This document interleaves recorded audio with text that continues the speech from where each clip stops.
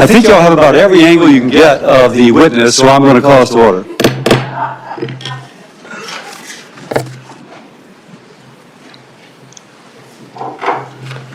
Thank everybody for being here. Bobby, I see your family behind you, and I like your family except for the nephew who's a Florida Gator. We'll let that go. The Senate Committee on Health, Education, Labor, and Pensions will please come to order. Again, Senator Kennedy, Bobby Kennedy, thank you for appearing before the committee and for your willingness to serve our country as your family has served our country. You and I have talked at length about a variety of issues impacting Americans' health. These have been candid conversations, and I very much appreciate your willingness to engage. And there are many things you and I agree on. We're in total agreement on the need to address ultra-processed food, to reduce obesity. And obesity, of course, the leading cause of chronic disease and therefore of shorter lifespans. And this will be a priority in this committee, and I look forward to collaborating with you if you are confirmed. But it's no secret, I have some reservations about your past positions on vaccines and a couple other issues. And so we know a lot about you. I'll tell you a little bit about myself. Before I entered politics or even thought about running for office, I practiced medicine for 30 years, working in public hospitals in California and Louisiana, specializing in liver disease, caring for those who otherwise would not have had a specialist. If you will, dedicating my life to saving lives, that is, being a doctor. Now, there is a moment in my career that really informs me now. In the early 2000s, I was loading a patient onto an air ambulance, an 18-year-old young woman,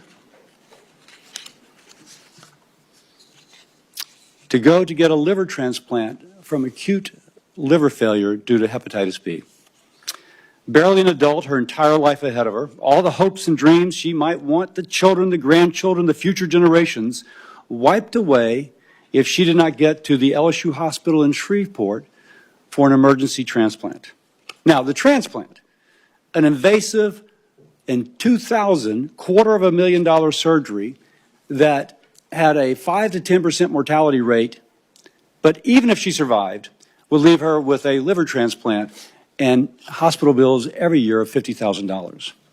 And as she took off, it was the worst day of my medical career, because I thought $50 of vaccines could have prevented this all. And that was an inflection point in my career. And since then, I've tried to do everything I can to make sure I never have to speak to another parent about their child dying due to a vaccine-preventable disease. So I worked with community and business leaders to form a public-private partnership in the capital region of Louisiana. We vaccinated 36,000 children for hepatitis B, and since the CDC and the ACIP have recommended universal vaccination for children, the number of acute hepatitis B cases in our country has declined by almost 90%. So as a physician who's been involved in immunization programs, I've seen the benefits of vaccinations. I know they save lives.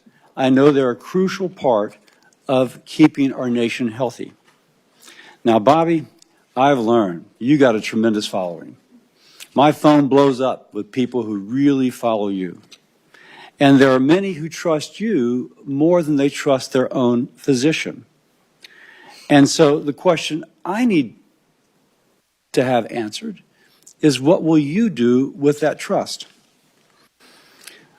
Whether it's justified or not, and you may not want this to be the case, but I have constituents who partly credit you for their decision to not vaccinate their child. Now, that's a real conversation. And I'm hearing from them, and they want you confirmed. Now, you're going to tell us this week, as you did, I think you'll tell us today, as you did in Finance Committee yesterday, that you're pro-vaccine. So what will you tell the American mother? Will you tell her to vaccinate her child or to not? Or to have a conversation with her doctor, but for many that will be permission to not vaccinate their child. We know that to be the case. So your past of undermining confidence in vaccines with unfounded or misleading arguments concerns me.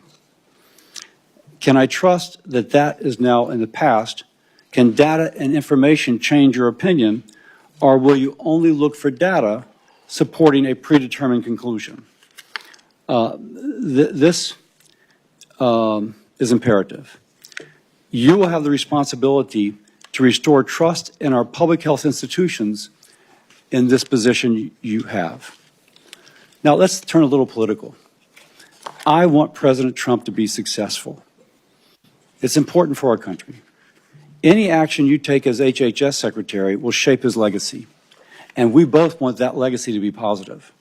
So, thank you for coming before the committee, for being willing to serve, and I look forward to today's conversation. And with that, I yield to my ranking member, Senator Sanders.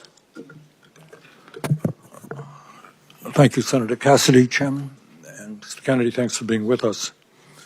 I'm going to discuss later the issue of vaccines, which Senator Cassidy raised, and it's of concern, I think, to all of us.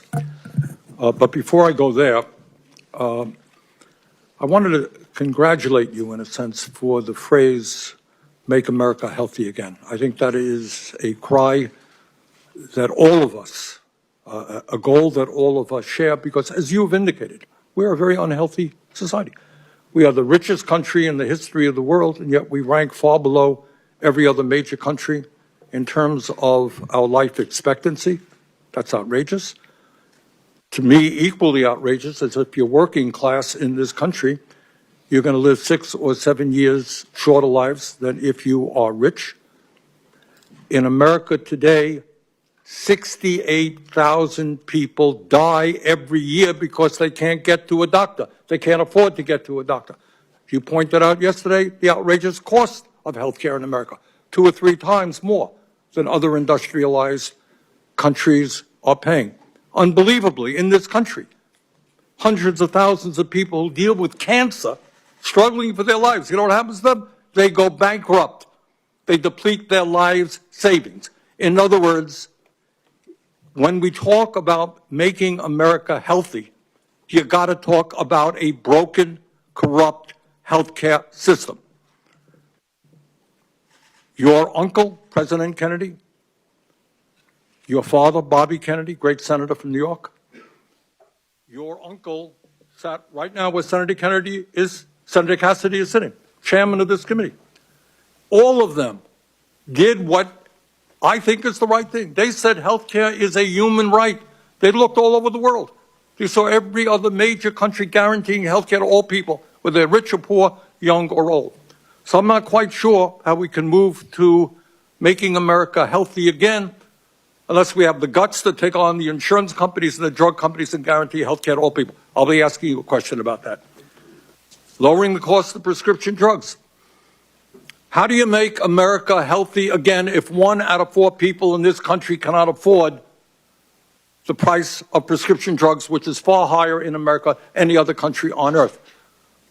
Under President Biden, we made some progress, and this committee played an active role in having Medicare begin for the first time negotiating the price of drugs that we are paying.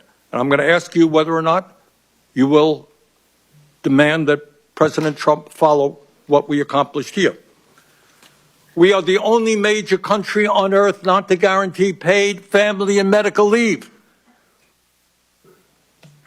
Mr. Kennedy, there are women today who are having babies, then they got to go back to work in a week or 2 because they have no guaranteed paid family and medical leave. How do you have a healthy country when women are forced to go back to work, when women and men get fired because they stay home taking care of their sick kids? That's not making America healthy again. And I would go a little bit beyond the jurisdiction of Health and Human Services, but I think it's important. If you are working 50 or 60 hours a week, making 13, 14 bucks an hour, which is what millions of Americans are, can you be healthy? Will you join those of us who think that in the United States, wealthiest country on earth, people work 40 hours a week, they should not live in poverty, got to raise the minimum wage to a living wage?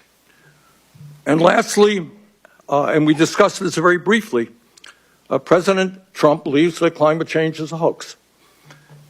I happen to believe, and most Americans believe, and virtually the entire scientific community believes, that it is an existential threat to this planet. I don't know how you're going to make America healthy again, or keep the world healthy, when you have massive heat waves and droughts and floods and extreme weather disturbances. Louisiana had them, Vermont had them.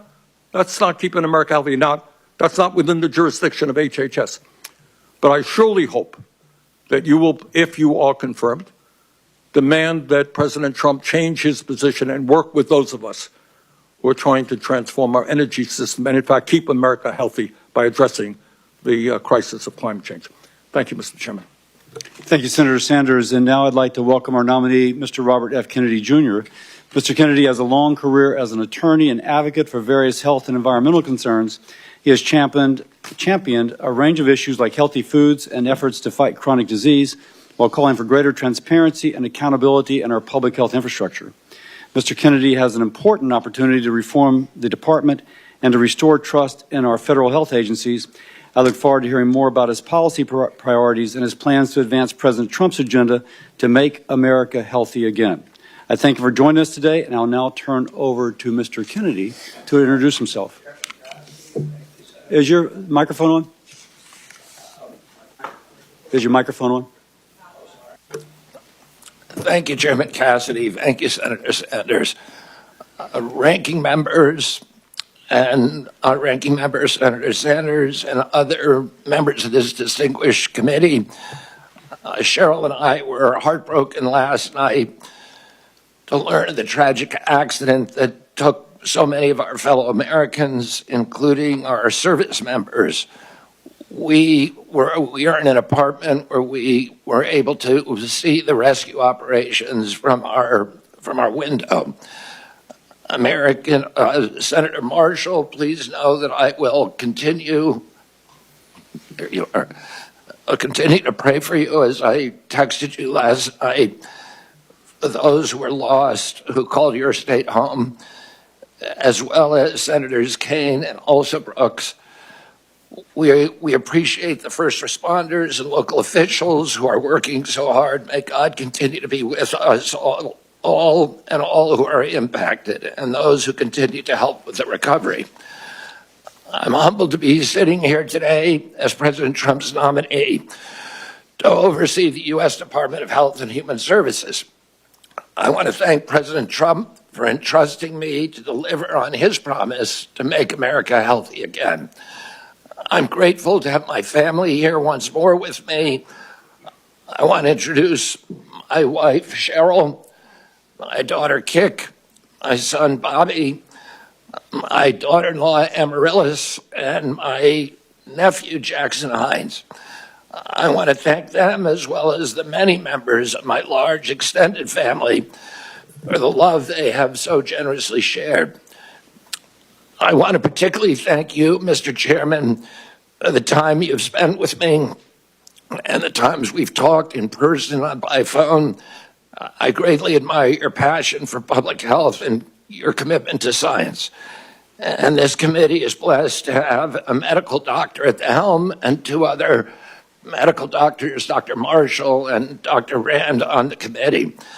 I explained yesterday to the Finance Committee that my journey into the issue of health began with my career as an environmental lawyer, working with hunters and fishermen and mothers in the communities and small towns along the Hudson River. I learned that human health and environmental health are intertwined and inseparable. The same chemicals that kill fish also sicken human beings. Today, Americans' overall health is in grievous condition. Over 70% of adults and a third of children are overweight or obese. Diabetes is 10 times more prevalent than in 1960. Cancer among young people is rising by 1 or 2% per year. Autoimmune diseases, neurodevelopmental disorders, asthma, Alzheimer's, ADHD, depression, addiction, and a host of other physical and mental health conditions are all on the rise. The United States has worse health than any other developed nation. Yet we spend more on health care, sometimes double, sometimes triple, as other comparable nations. Last year, we spent $4.8 trillion, not counting the indirect costs from missed work. That's almost a fifth of GDP. It is tantamount to a 20% tax on the entire economy.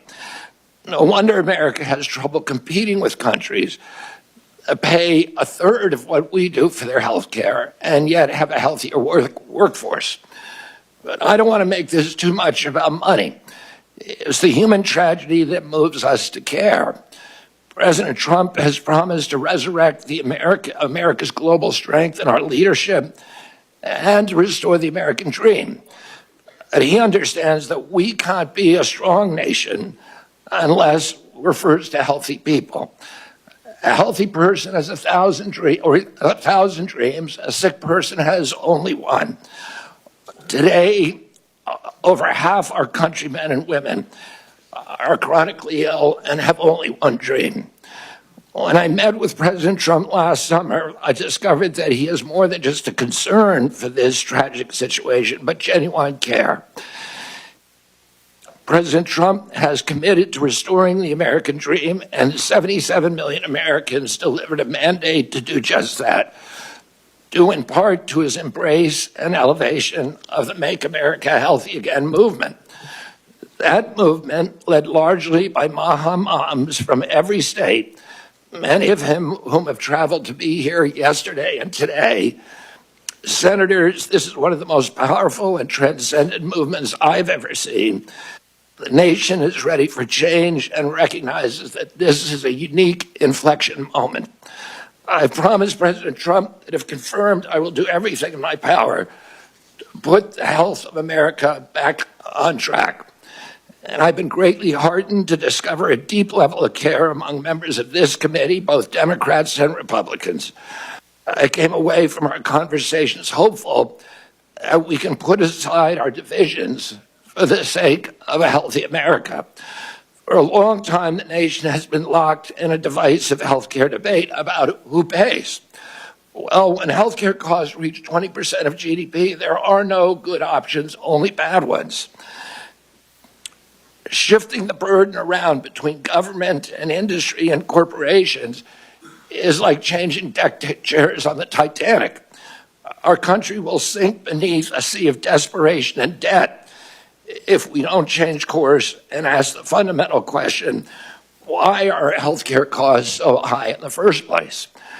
The obvious answer to that question is chronic disease. The CDC says over 90% of healthcare spending goes toward managing chronic disease, which hits lower income Americans the hardest. The president's pledge is not to make some Americans healthy again, but to make all Americans healthy again. There is no single culprit for chronic disease. Much as I've criticized certain industries and agencies, President Trump and I know that most of the scientists and experts genuinely care about American health. Therefore, we will bring together all stakeholders in pursuit of this unifying goal. Before I conclude, I want to make sure this committee is clear about a few things. News reports and many in the hearing yesterday have claimed that I'm anti-vaccine and anti-industry. Well, I'm neither. I'm pro-safety. I'm pro-good science. I worked for 40 years to raise awareness about mercury and other toxics in fish, and nobody called me anti-fish. All of my kids are vaccinated. I believe vaccines have saved millions of lives and play a critical role in healthcare. Nor am I the enemy of food producers. American farms are the bedrock of our culture and our national security. I was a 4-H kid, and I spent my summers on ranches. I want to work with our farmers and food producers to remove burdensome regulations and unleash American ingenuity. MAHA simply cannot succeed if we do not have the partnership of America's farmers. In my advocacy, I've often disturbed the status quo by asking uncomfortable questions, and I'm not going to apologize for that. We have massive health problems in our country that we must face honestly. And the first thing I've done every morning for the past 20 years is to pray to God that he would put me in a position where I can end the chronic disease epidemic and protect our children. That's why I'm so grateful to President Trump the opportunity to sit here before you today and seek your support and your partnership in this endeavor. I'll conclude with a promise to you, Mr. Chairman, the members of this committee, to the President, and most of all to the tens of millions of parents across America, especially the moms, who have propelled this issue to center stage. Should I be so privileged as to be confirmed, we will make sure our tax dollars support healthy foods. We will scrutinize the chemical additives to our food supply. We'll remove the financial conflicts of interest from the agencies. We'll create an honest, unbiased, science-driven HHS, accountable to the President, to the Congress, and to the American people. We will reverse the chronic disease epidemic and put the nation back on the road to good health. Thank you. Thank you, Mr. Kennedy. I'll start. And for everyone's information, yesterday, finance went long. This is not the Star Chamber. This is where I think most people can get their questions out in 5 minutes. And so I'll let it go a little bit over 5, but out of deference to our witness who's already testified for 3 hours, I'll be a little tight. That said, at the end, taking the ranking member and the chairman's privilege, we will have a chance, the two of us will have a chance to ask a little bit more. And that's what you get for being a chair. So that said, let's begin. Bobby, if I may, because you said I could, you had once described yourself as pro-vaccine to me. Now, the context of what I'm about to ask is that there's multiple studies establishing the safety of measles and hepatitis B vaccine, and specifically that they are not a cause of autism. In this position, and you have previously said yes, but if you are approved to this decision, to this position, will you say unequivocally, will you reassure mothers unequivocally and without qualification that the measles and hepatitis B vaccines do not cause autism? Senator, I am not going into the agency with any.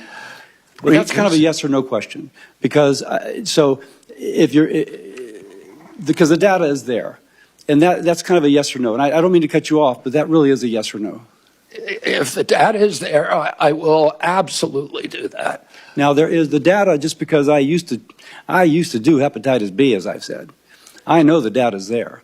Well, then I will be the first person. If you show me data, I will be the first person to assure the American people that they need to take those vaccines. Now, what concerns me is that you've cast doubt on some of these vaccines recently. I mean, like the last few years, but the data, and I can quote some of it.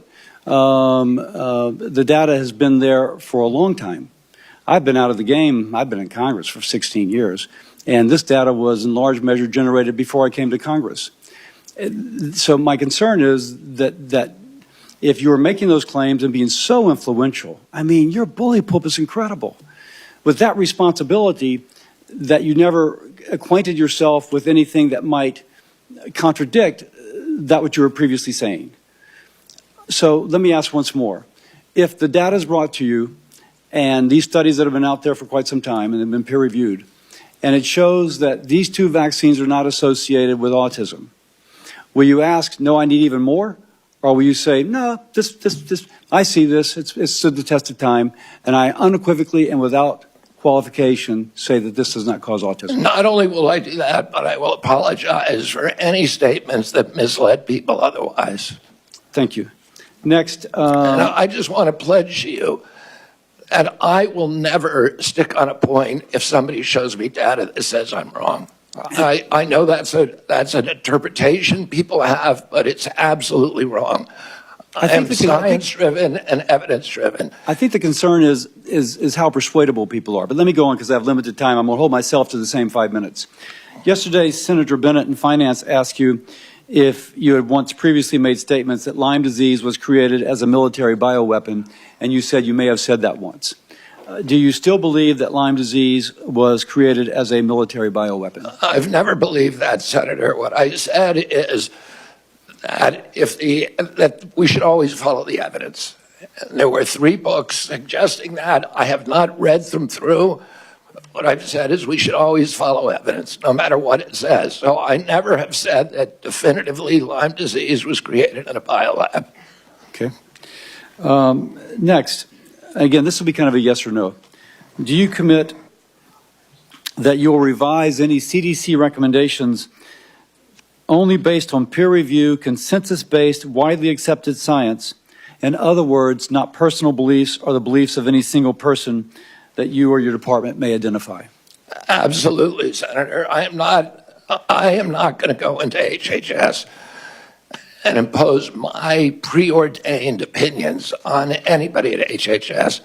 I'm going to empower the scientists at HHS to do their job and make sure that we have good science that's evidence-based, that's replicatable, where the raw data is published. Almost out of time, so let me get to another question. All right. Do you promise that FDA will not deprioritize or delay review and or approval of new vaccines, and that vaccine review standards will not change from historical norms? Well, we will have the best vaccine standards with safety studies, and I will, if the That's a little bit of a different answer than the question I asked, because what is the best could be in the eyes of the beholder. So let me read again. Promise that the FDA will not deprioritize or delay review and or approval of new vaccines, and that vaccine review standards will not change from historical norms. Yes. Great. With that, I will set a good example, and I yield my time to my ranking member. Thank you, Chairman Cassidy. And I'm going to do what I very rarely do, is actually follow up on a question from Senator Cassidy.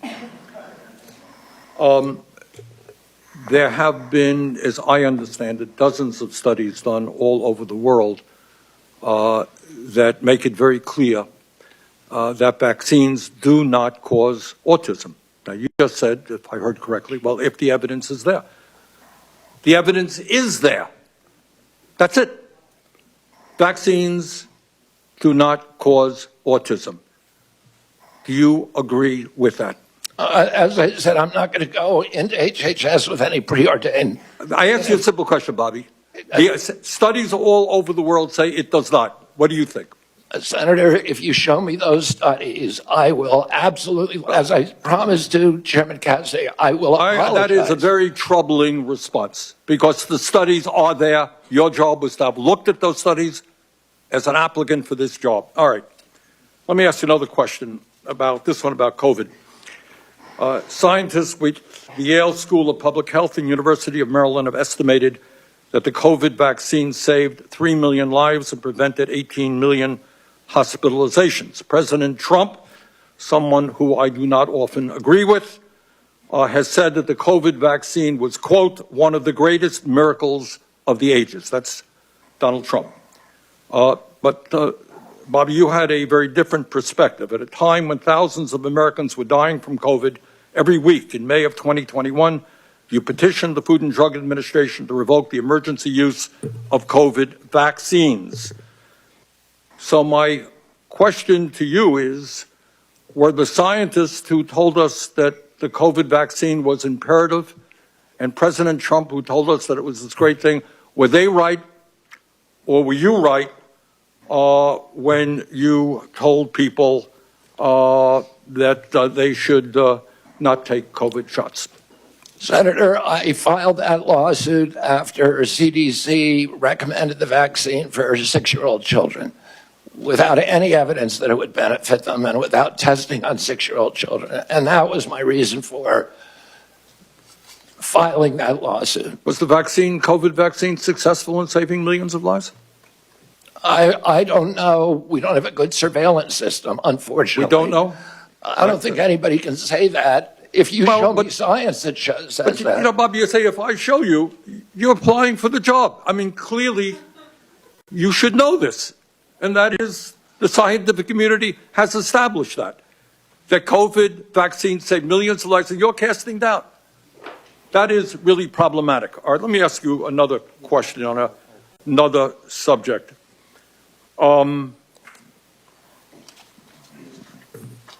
My Republican colleagues and President Trump are moving toward making massive cuts into Medicaid in order to provide tax breaks for the wealthiest people in this country. As I'm sure you know, Medicaid provides health insurance to tens of millions of children, provides the funding for 2 out of every 3 seniors in nursing homes. It provides 43% of the revenue for community health centers, something I feel very strongly about. And it is so important for millions of people. If confirmed, in terms of making America healthy again, will you stand up to the White House and say, no, we cannot throw millions of children off of health care, millions of elderly people out of nursing homes. We cannot cut Medicaid to give tax breaks to billionaires. President Trump has made no indication to me that he intends to throw millions of people out of nursing home or deprive people of their health care, Senator. We have a health care system that's broken. It's not working. You've been working on it your entire career. As Americans get less and less healthier, as premiums rose. Bobby, I believe the health care system is broken. We he agree has on that. asked me to fix it. But so do you works fix for it? the American people. But my colleagues here, certainly in the House of Representatives, are prepared to make massive cuts in Medicaid. Now, I happen to believe in a Medicare for all system that guarantees health care to all people. Not what we're talking about. But in fact, there is serious discussion of massive cuts to Medicaid, which will have devastating harm on children, people in nursing homes. All I am asking you, if that proposal goes through, will you say, hey, you're not keeping America healthy by throwing children off of health care? Senator, I haven't seen any of the congressional proposals. I can only tell you what President Trump has told me, which is that he wants me to make Medicaid, Medicare, and Obamacare better. Well, if you haven't seen those proposals, I suggest you go to any newspaper. They're there. Thank you, Mr. Chairman. Senator Paul. You know, I think the discussion over vaccines is so oversimplified and dumbed down that we never really get to real truths, and it's why people up here are so separated from real people at home. So we talk about hepatitis B. It's a terrible disease. It could lead to liver failure, as the chairman said. But the reason you have distrust from people at home, why they don't believe anything you say, they don't believe government at all, is you're telling my kid to take a hepatitis B vaccine when he's 1 day old. You get it through drug use and sexually transmitted. That's how you get hepatitis B. But you're telling me my kid has to take it at 1 day old. That's not science. And so every person with a bit of common sense, even people who don't resist vaccines, I vaccinated all my kids. I believe vaccines are one of the modern miracles beyond all pale. The Speckled Monster is a great book about the introduction of the smallpox vaccine in 1720 into our country. All miracles. But I'm not a one-size-fits-all. It's not all or nothing. I chose to wait on my hepatitis B vaccine, and we did it when they went to school. Does that make me an awful person? Does that make me an anti-vaxxer because I questioned the government dictate of whether I do it? And I'm not speaking for anybody else. I'm only speaking for myself. But for goodness sakes, let's have an honest debate about these things. The COVID vaccine. You ask my opinion, the reporters run up and down the hall, and they say, you still anti-vaccine? No, I'm pro-vaccine. But on the COVID vaccine, and on the COVID illness, there was a 1,000-fold or more difference between the elderly and children. If you don't acknowledge that, you're committing malpractice. You're showing your ignorance. If you say a 6-month-old must be mandated to get it, the science is not there. So all this blather about the science says this and the science says that, no, it doesn't. The science actually shows that no healthy child in America died from COVID. Look it up. No healthy child died from COVID. And so the thing is that it's 1,000-fold greater. So if you ask me my advice as a physician, if you were 65 or older or overweight and some other conditions, I would have said, hell yes, I'd take the COVID vaccine. The risks of the disease were real and much greater than the vaccine. But if you ask me, should my healthy 6-month-old get it? See, these are the nuances you're unwilling to talk about because there's such a belief in submission. Submit to the government. Do what you're told. There is no discussion. There ought to be a debate. You're not going to let him have the debate because you're just going to criticize and say, it is this and admit to it or we're not going to appoint you. But it's more complicated than that. And this is why people distrust government, because you're unwilling to have these conversations. And go home, ask your Democrat young mothers, your Republican young mothers, if they're vaccinating their kid for hepatitis B and they're like, well, do I have to do it on day one? It's this precious little baby. Is there science to say you shouldn't do it? Probably not, but it's my kid. You know, it's like, there isn't clear-cut science saying not to. But on autism, There's no good science of anything to show what causes autism. We don't know. It's a profound disease. I know many moms here and dads who have kids with autism. I know them personally. I've met their kids. But the thing is they saw their kids developing completely normal, maybe speaking 100 words go to no words at about 15 months of age. Now, there isn't proof. There isn't proof that the vaccines cause it. That's true. There isn't proof that it causes it. But we don't know what causes it yet, so shouldn't we be at least open-minded? We take 72 vaccines. Could it be? I don't know. But we shouldn't just close the door and say we're no longer, because we believe so much in submission, we're not going to have an open mind to study these things. And so it's sort of this crazy notion. Schizophrenia, I would put in the same notion. You have a kid who's completely normal to 18 or 19, and their brain goes haywire. How does that happen? It's the most bizarre disease. Shouldn't we be open? Could it be our food? It might be vaccines, it might be our food, but autism is more common. I don't know about the schizophrenia statistics, but autism is more common. Shouldn't we want to be open-minded? Instead, we're so closed-minded and we're so consensus-driven that the science says this. Well, science doesn't say anything. Science is a dispute, and 10 years from now, we could all be wrong. We were told in the beginning, 20 years ago, they did this enormous study, and they said, everybody over 50 should take an aspirin. I thought, well, that's a pretty good idea. It makes sense. But you know what? 20 years later, they measured it, and they found if you had no heart disease and you were taking aspirin, your chance of dying from a brain bleed or from a stomach bleed were greater than the risk of heart disease. If you have heart disease, they still say take an aspirin. If you don't, they've changed their mind 20 years later. But would you have all said I was crazy and I should no longer be in public discourse if I had said 20 years ago, I don't feel like taking an aspirin. I ride my bike all the time. I'm afraid I might hit my head. But that's what country's about. It's what dissent is about. So just ask you to look at the larger picture and give the guy a break who says, I just want to follow the science where it leads without presupposition. I think really what we have up here is presupposition. You've already concluded. It's absolute that autism isn't caused by it. We don't know what causes autism, so we should be more humble in what we say. Sorry I didn't get to a question.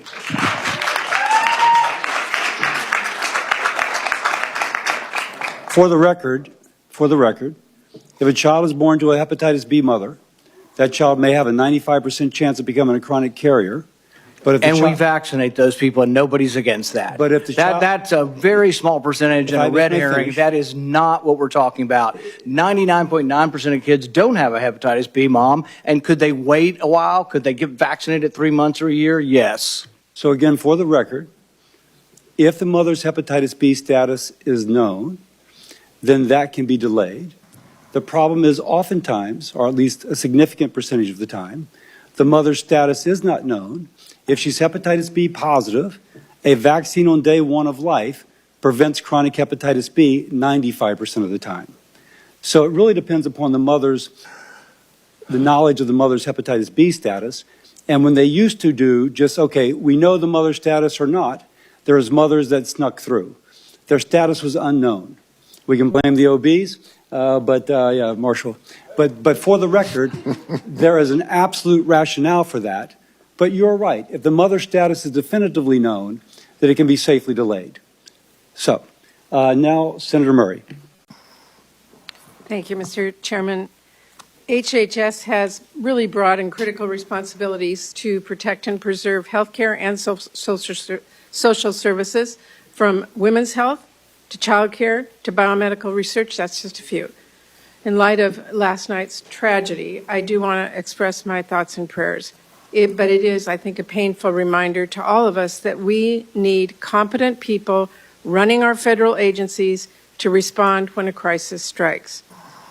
Mr. Kennedy, let me start by talking about vaccines. I think we all agree that cancer is particularly nefarious chronic disease.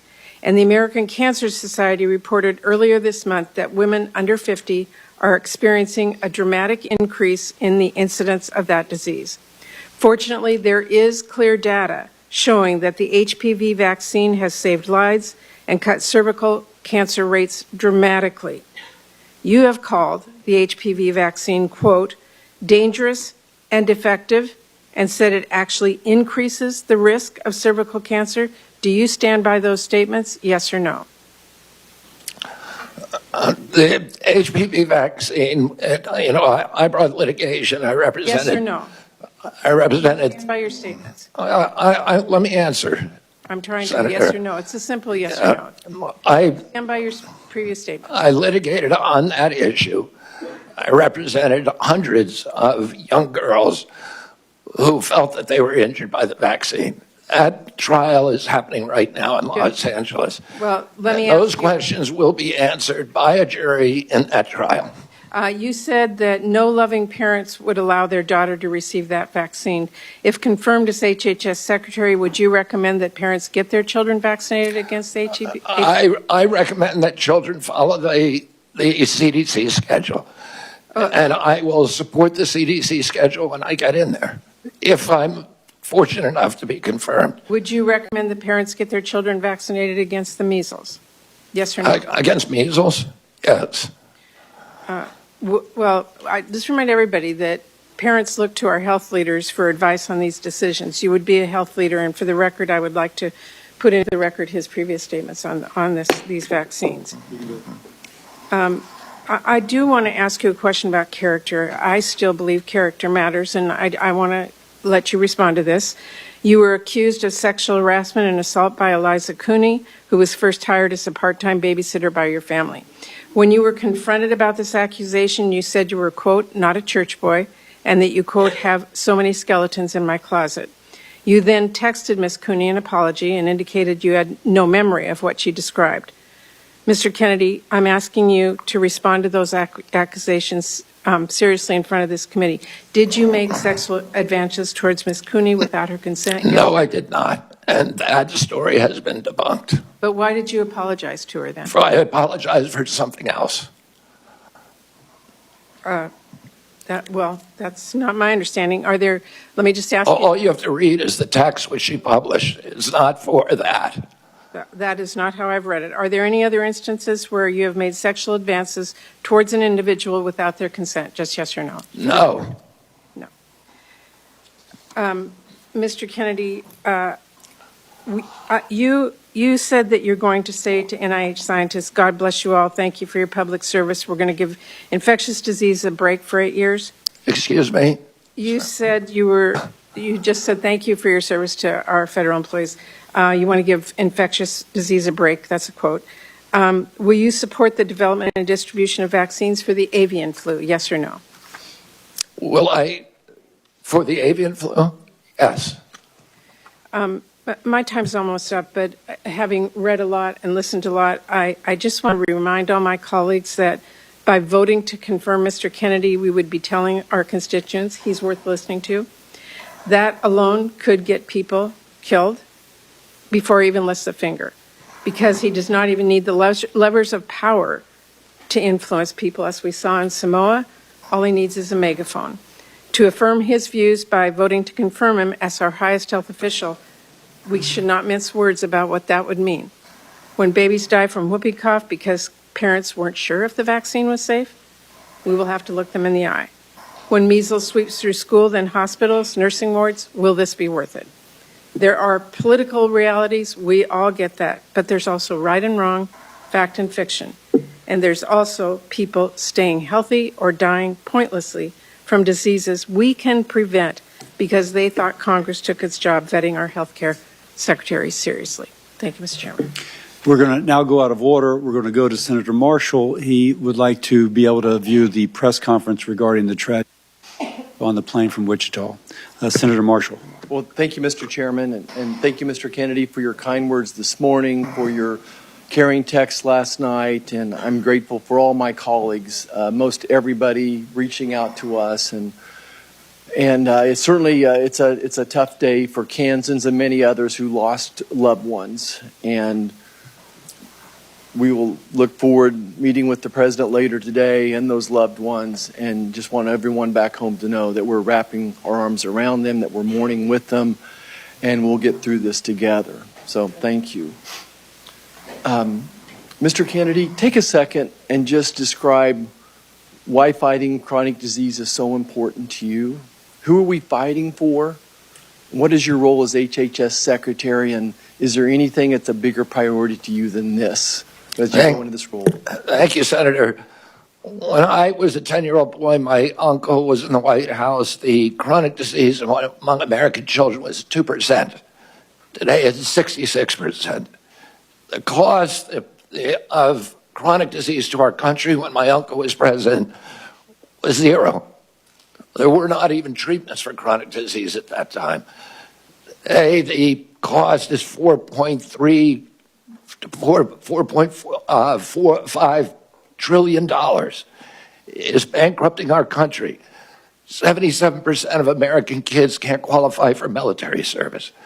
38% of teens, according to NIH's last report, which was 3 weeks ago, 38% are diabetic or pre-diabetic.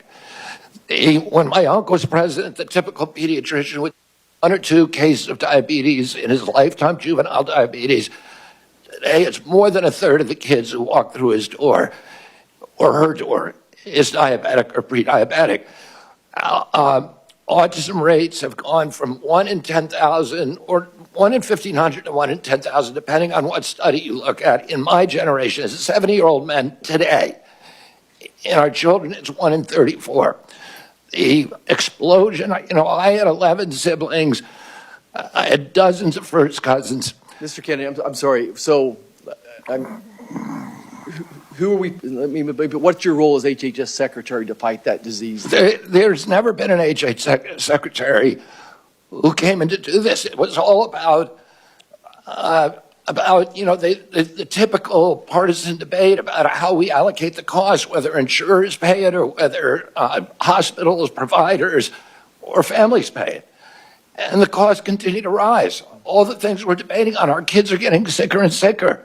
Yeah, just to quote you from yesterday, it's like removing the chairs on the Titanic. Yeah, and the ship is sinking, and nobody's paying attention to it. And yesterday, I got question after question from the Democrats about measles. In 1963, the year before the measles epidemic, or the measles vaccine was introduced, 500 American kids died from measles, almost all of them extremely poor and malnourished.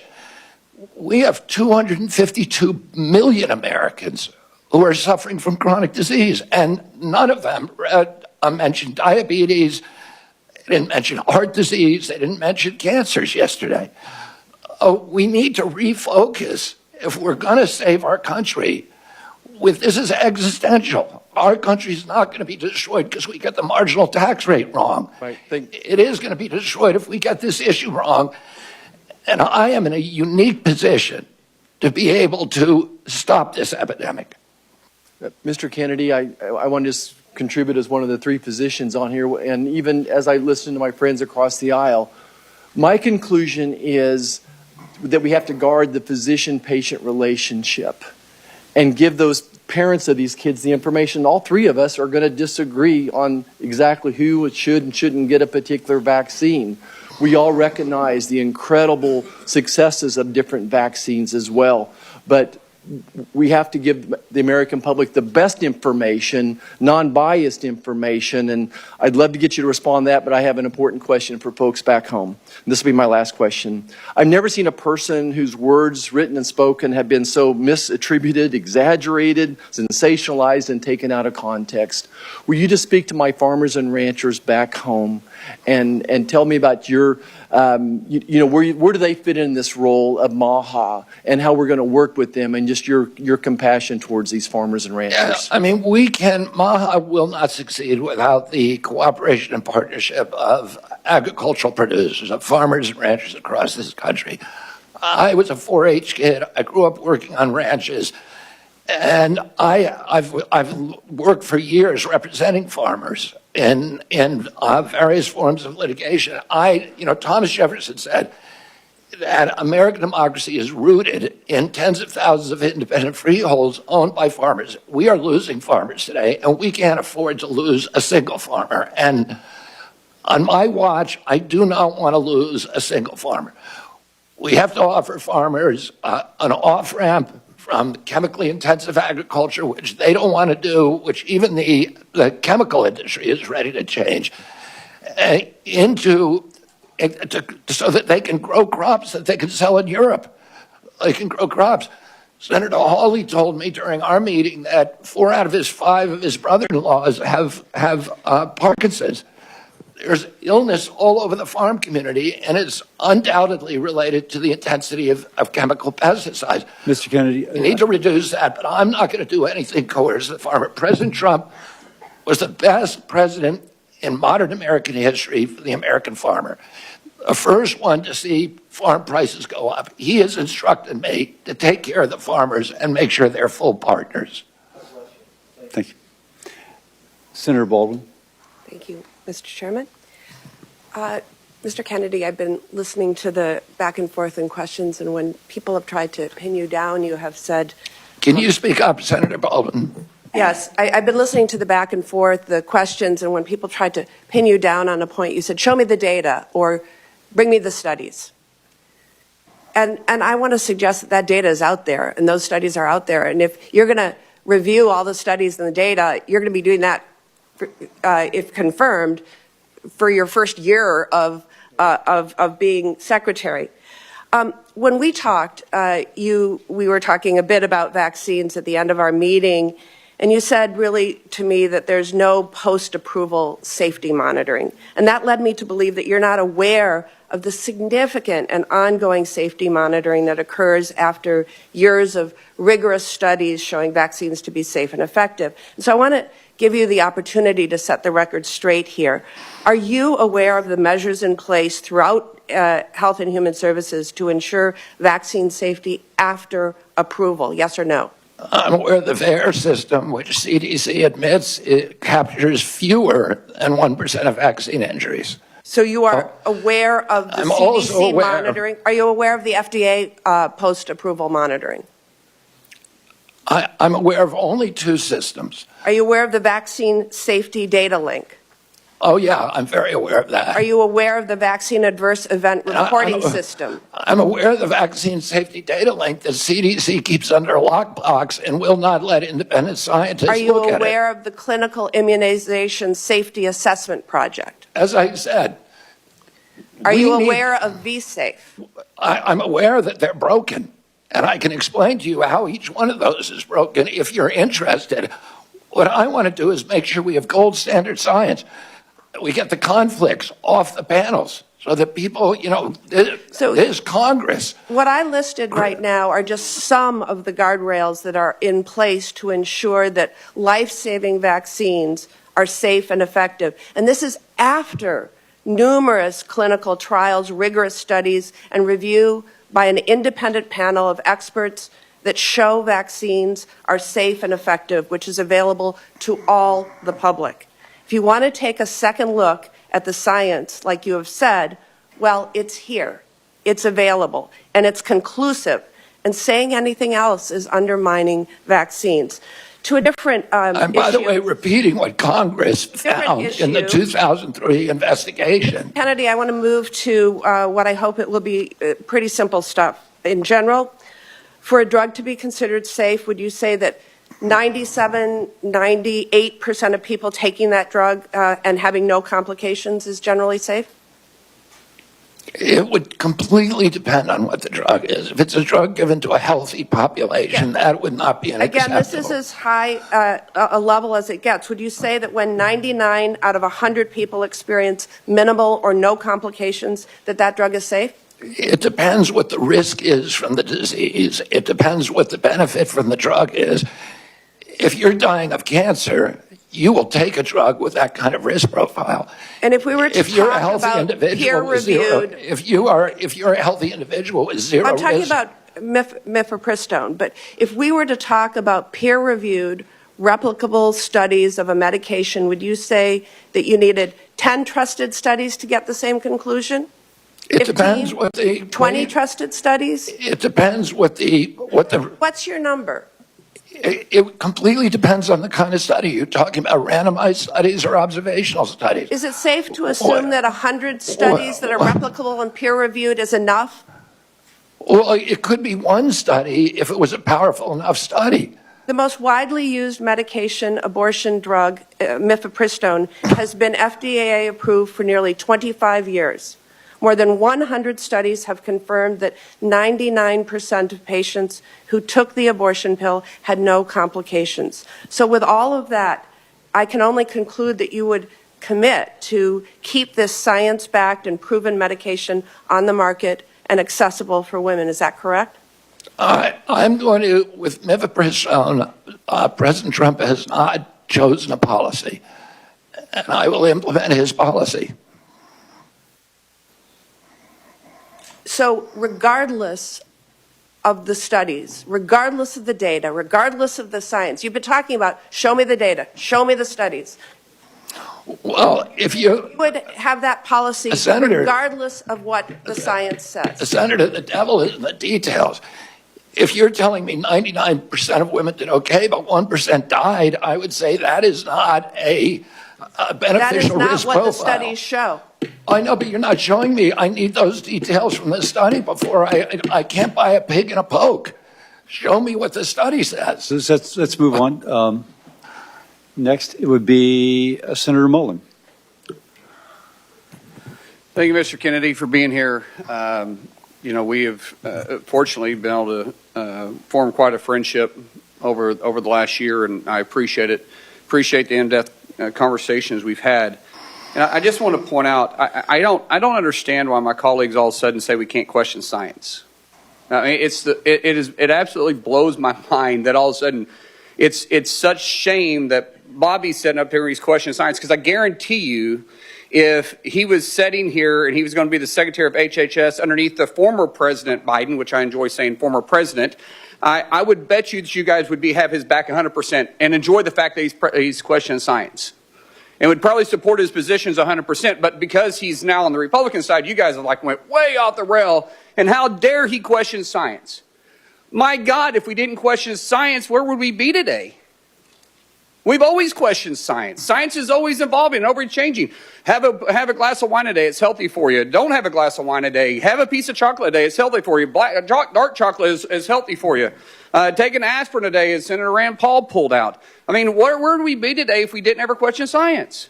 But I will say there's an issue that I have as a father of 6, that when my kids come out from getting their vaccines, they look like a freaking pincushion.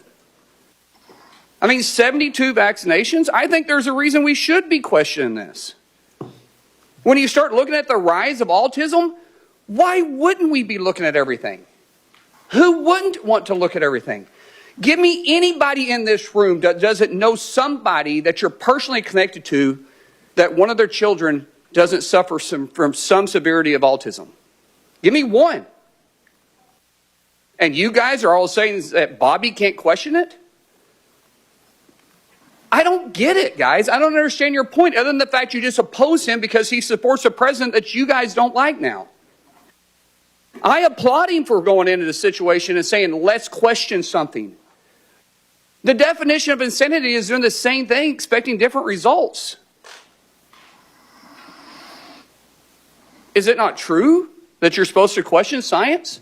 Is anybody going to question the fact that that's not true? Bobby, share the numbers again with me about autism. Where are they at when you as a child to where they're at today as my kids are children? There weren't a lot of studies when I was a kid, but the best studies, and really the only studies out there are 2 studies. One shows a rate of about 1 in 10,000, another about 1 in 1,500. And there are other estimates in between.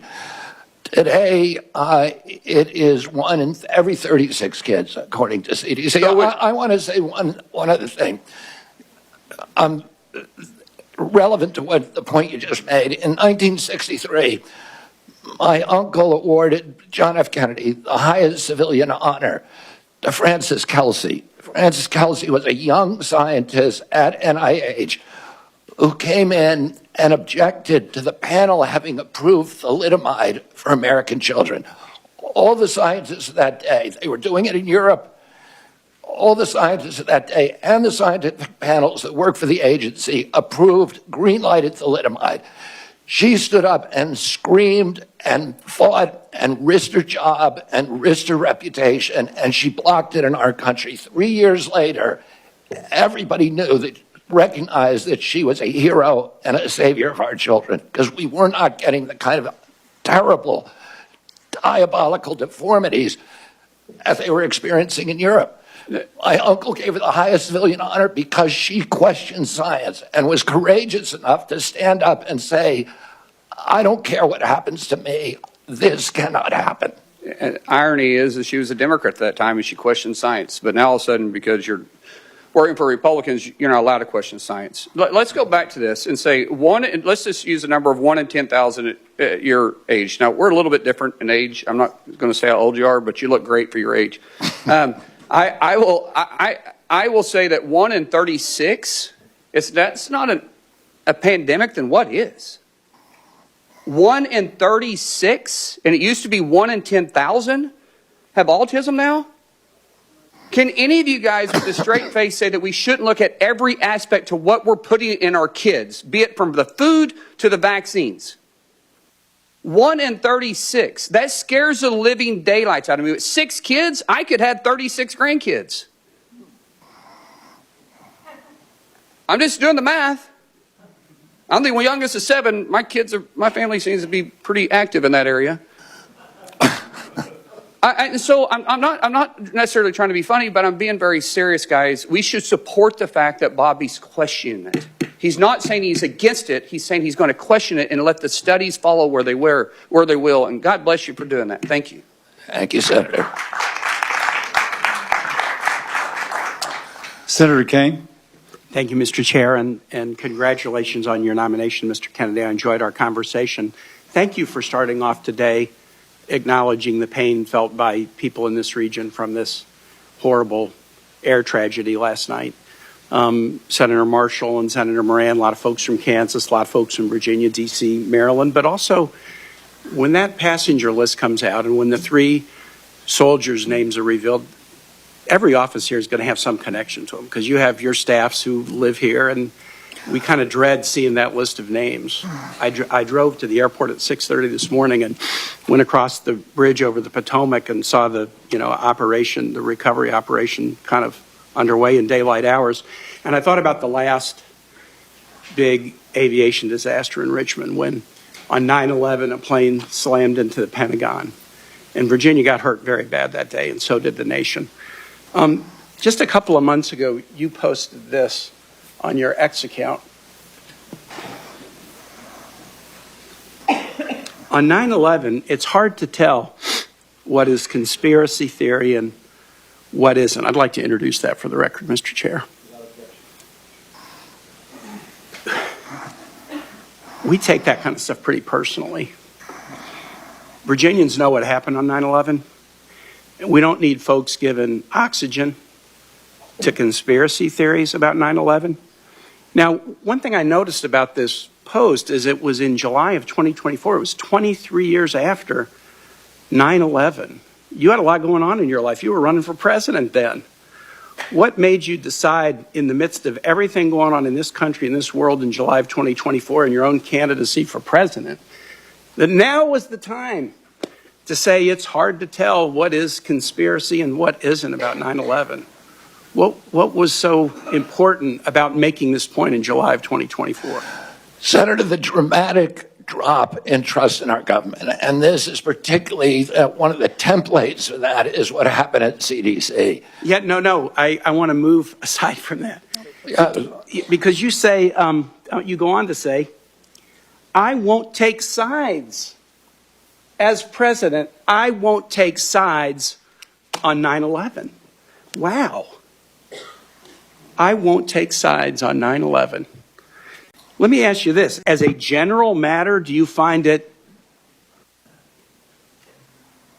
hard to tell what is a conspiracy theory and what isn't? Is that kind of a general deficit that you find in your own analytical abilities? My father told me when I was 13 years old, he said people in authority lie, and that the job of a citizen in every democracy is to maintain a fierce skepticism. Okay, I get it. Government authority. And you're an authority, but you wouldn't take sides on 9/11, and you're admitting, I have a hard time telling what is a conspiracy theory and what isn't. Senator, I haven't investigated it. If the things that I investigate, I take sides on. People are allowed to hold that opinion. I'm not going to tell them they're crazy for holding that opinion. I'm going to say, what is your evidence? And if I hear the evidence, I'm going to say that doesn't make any sense. So you won't take sides on 9/11. Wow. Senator Murray asked you some questions about Gardasil, and this is a vaccine that's manufactured in Virginia. There's other HPV vaccines. I'm going to enter into the record a whole series of studies from many, many nations that talk about the dramatic positive effect of Gardasil. Could I introduce those into the record, Mr. Chair? Without objection. And those studies are on trial let me ask right a question. now. Let me ask a question. These are studies from Scotland, Sweden, the UK, Australia, the United States, multiple studies. And then I'm going to introduce in the record, I guess it's a blog post of yours. The verdict is now inescapable. Gardasil is killing girls. And I'd like to introduce that into the record as well. Without objection. You have a pretty significant financial interest in litigation against Gardasil. You have received contingency fees and payments for referring people to lawyers suing the manufacturer. And in your ethics vetting... I've never received any money from any Gardasil or any other vaccine lawsuit. Let me read a quote. This is your words. In your ethics vetting for this nomination, you said, quote, pursuant to the referral agreement, I'm entitled to receive 10% of fees awarded in contingency cases referred to the firm. How can folks who need to have confidence in federal vaccine programs trust you to be independent and science-based when you stand to gain significant funding if lawsuits against vaccine manufacturers are successful? I have given away all of my rights to any fees in that lawsuit. I yield back. Next is Senator Scott. Thank you, Mr. Chairman. Mr. Kennedy, good to see you again. Thank you for being here before the committee. Yeah. One of the beauties of our country is we have foundational documents that point us in the right direction. I think it's the compass that shows us due north, true north. The Declaration of Independence mentions life, liberty, and the pursuit of happiness as unalienable rights. You and I had a serious conversation about the importance of life, and I'm a pro-life Christian, as you know. And you said that you assured me that your deputies were going to be pro-life. Is that still the case? I will implement President Trump's policies. I serve at his pleasure, but I share President Trump's view that every abortion is a tragedy. Now, my question was, are you having deputies within your at HHS that will be pro-life? As I said, I can tell you exactly what I'm going to do, so there's no mistake. I'm going to implement President Trump's policies. President Trump has told me he wants to end late-term abortion. Are you hiring people who are pro-life at HHS? Yes, I am. Thank you. During the first Trump administration, HHS began investing in policies to support individuals living with sickle cell anemia. This has continued. A career staff person has dedicated time to coordinate sickle cell disease-related activities across HHS and other government agencies. Will you commit to continuing to have an individual serve in this coordinating role for sickle cell?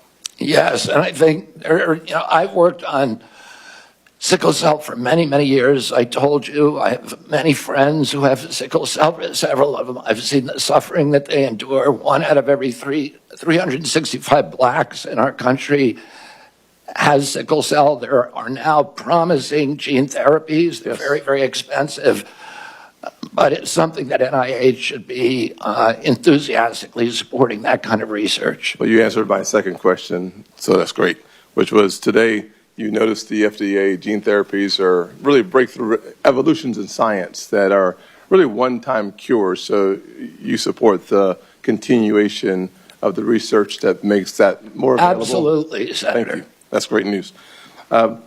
This past fall, due to one facility making the majority of our IV drugs in the U.S., it was devastated by Hurricane Helene. Hospitals and healthcare facilities across the country faced IV shortages. Nephron Pharmaceuticals in Columbia, South Carolina, tried to shore up IV support in South Carolina hospitals by creating the Palmetto line in its facility to help make IVs for hospitals across the state. We must do more proactively to address the shortages and the shortage risks, as well as to provide and promote the production of medical products here in the U.S. If confirmed, how will you prioritize efforts to prevent and reduce drug shortages, including for essential medicines? Including?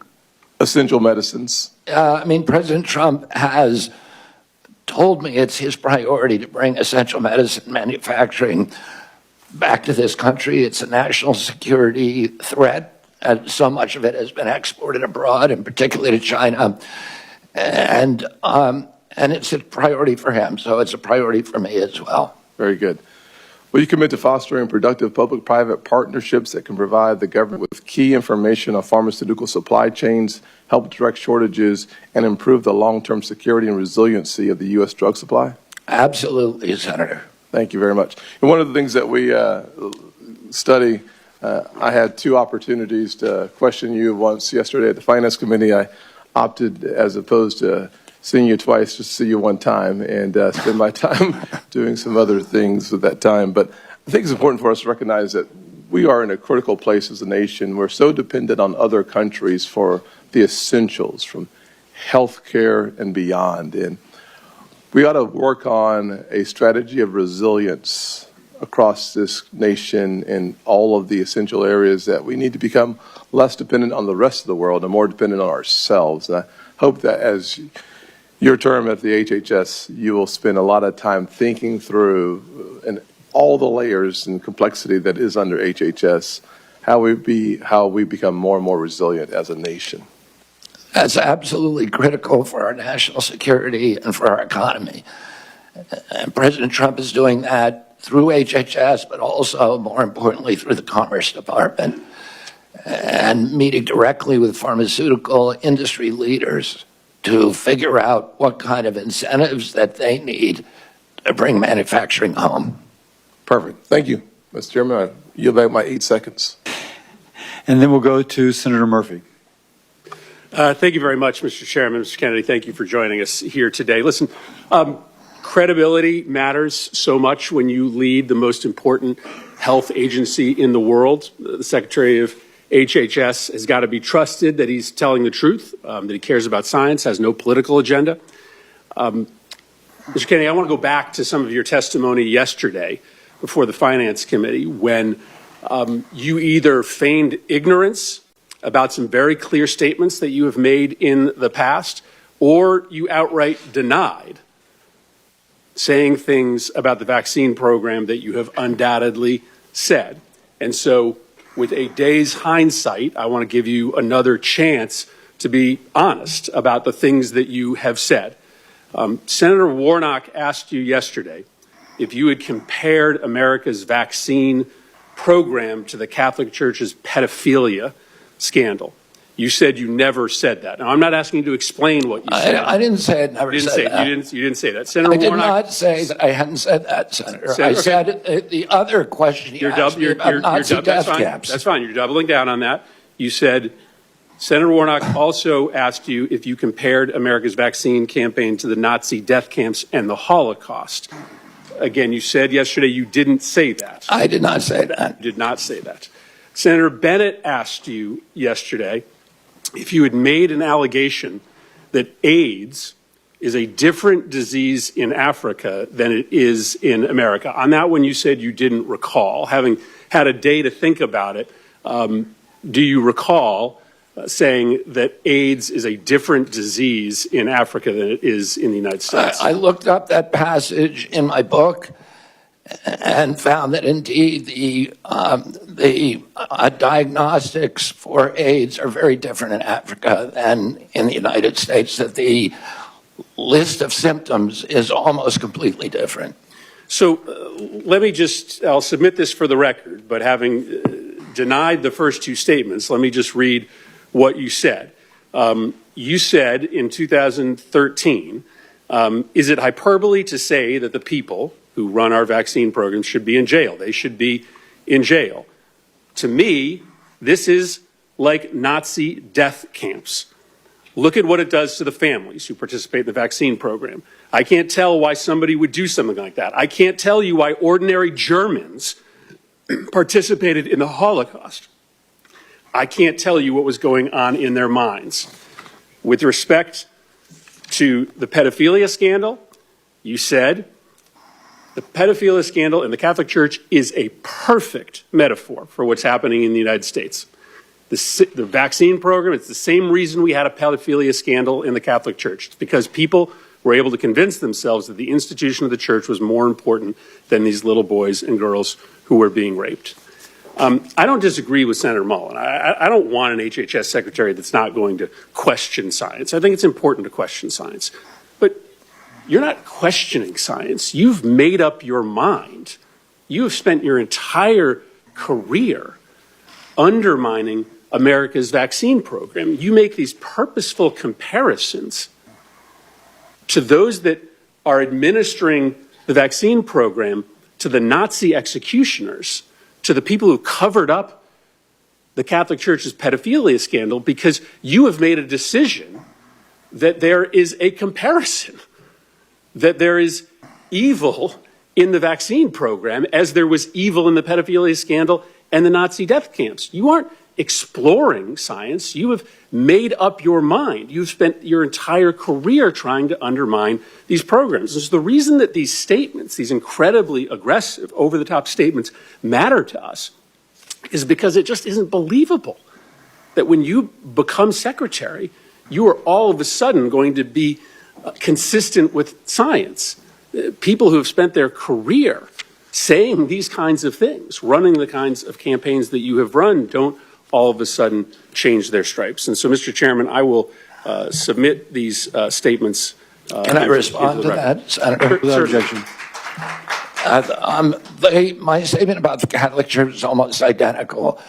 The findings of the Government Oversight Investigation Committee that investigated CDC's vaccine program in 2003. Senator Burton was chairman of that committee. And he said that that certain individuals in that program had written off a generation of kids because of, quote, misplaced institutional loyalty to the CDC and because of entanglements with the drug company. Let me finish. Let me finish what I'm saying. You made some grave accusations. Pedophilia to the administration of vaccines? No, it wasn't pedophilia. It was a perfect metaphor. Well, if you have 1 in 36 kids who has neurological injuries, and if that is, linked, that's something that we should study. Is it a perfect metaphor? It's not a perfect metaphor, but there's no metaphor that's perfect. But I am pro-vaccine. I am going to support the vaccine program. I want kids to be healthy. And I'm coming in here to get rid of the conflicts of interest within the agency, to make sure that we have gold standard evidence-based science. And if you show me where I'm wrong on this, show me a single statement I've made about science that is erroneous. Thank you. Senator Hawley. Thank you very much, Mr. Chairman. Mr. Kennedy, welcome. I enjoyed our conversation last month in our office. And thank you for remembering, as you did again today, my uncles who we talked about, Morris and Lauren and Jean, who all have recently passed away from Parkinson's, grew up in a farm family. That was kind of you to remember them. So thank you for that. Let me start by asking you a question about children and the safety of children. President Biden's administration, his HHS, issued a rule, so it's binding, requiring that every doctor in America, including pediatricians who receive any kind of federal funding, so that's anybody who takes ACA funding, anybody who takes CHIP funding, this is almost every health provider in America, requiring them to conduct gender transition and gender so-called affirming procedures. So that means hormones, that means puberty blockers, that means surgeries in some cases.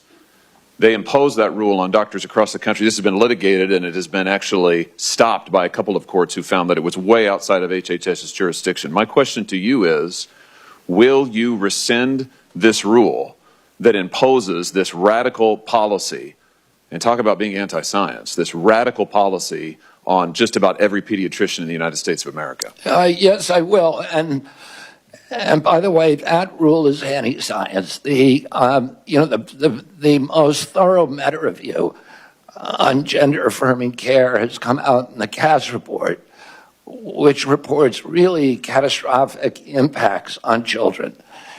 And that is science. It's a meta-review of all the existing scientific studies. But, even more just from a common sense, if you're a patient, do you really want somebody performing surgery on you who is morally opposed to that surgery? It doesn't make any sense. We need to embrace diversity in this country. are people who believe that's important. I respect them. We should hear them out. We should debate. We should have a congenial conversation. But there are also people who believe that it is an atrocity, and they need to be listened to too. And we need to embrace diversity and make room for diversity in this country, and not force people to do things that are against their conscience. And let me just point out that on this rule, what's particularly pernicious about it is we're talking about gender transition surgeries, gender transition care on minor children. This rule purported to preempt all state law. So in states like mine and many others, where the voters have said, we don't want gender transition procedures performed on minors, the Biden administration attempted to use federal money and force pediatricians to do it anyway. So I'm glad to hear you say you'll rescind that rule. I think it's terrific for the safety of children. And Senator, I would add that we don't let children drink. We don't let them drive an automobile because they have bad judgment. They are flooded with hormones. Their brains are still in formation. Their sexuality is still in formation. To allow them to make judgments about that are going to have life-changing, forever implications for the rest of their life at that age is unconscionable, particularly in light of the Cass report. I'm glad to hear you say that. Let me ask you a question about NIH research, if I may. I know this is something that you care a lot about. Under the first Trump presidency. And I do want to add that people who have gender differences should be respected. They should be loved.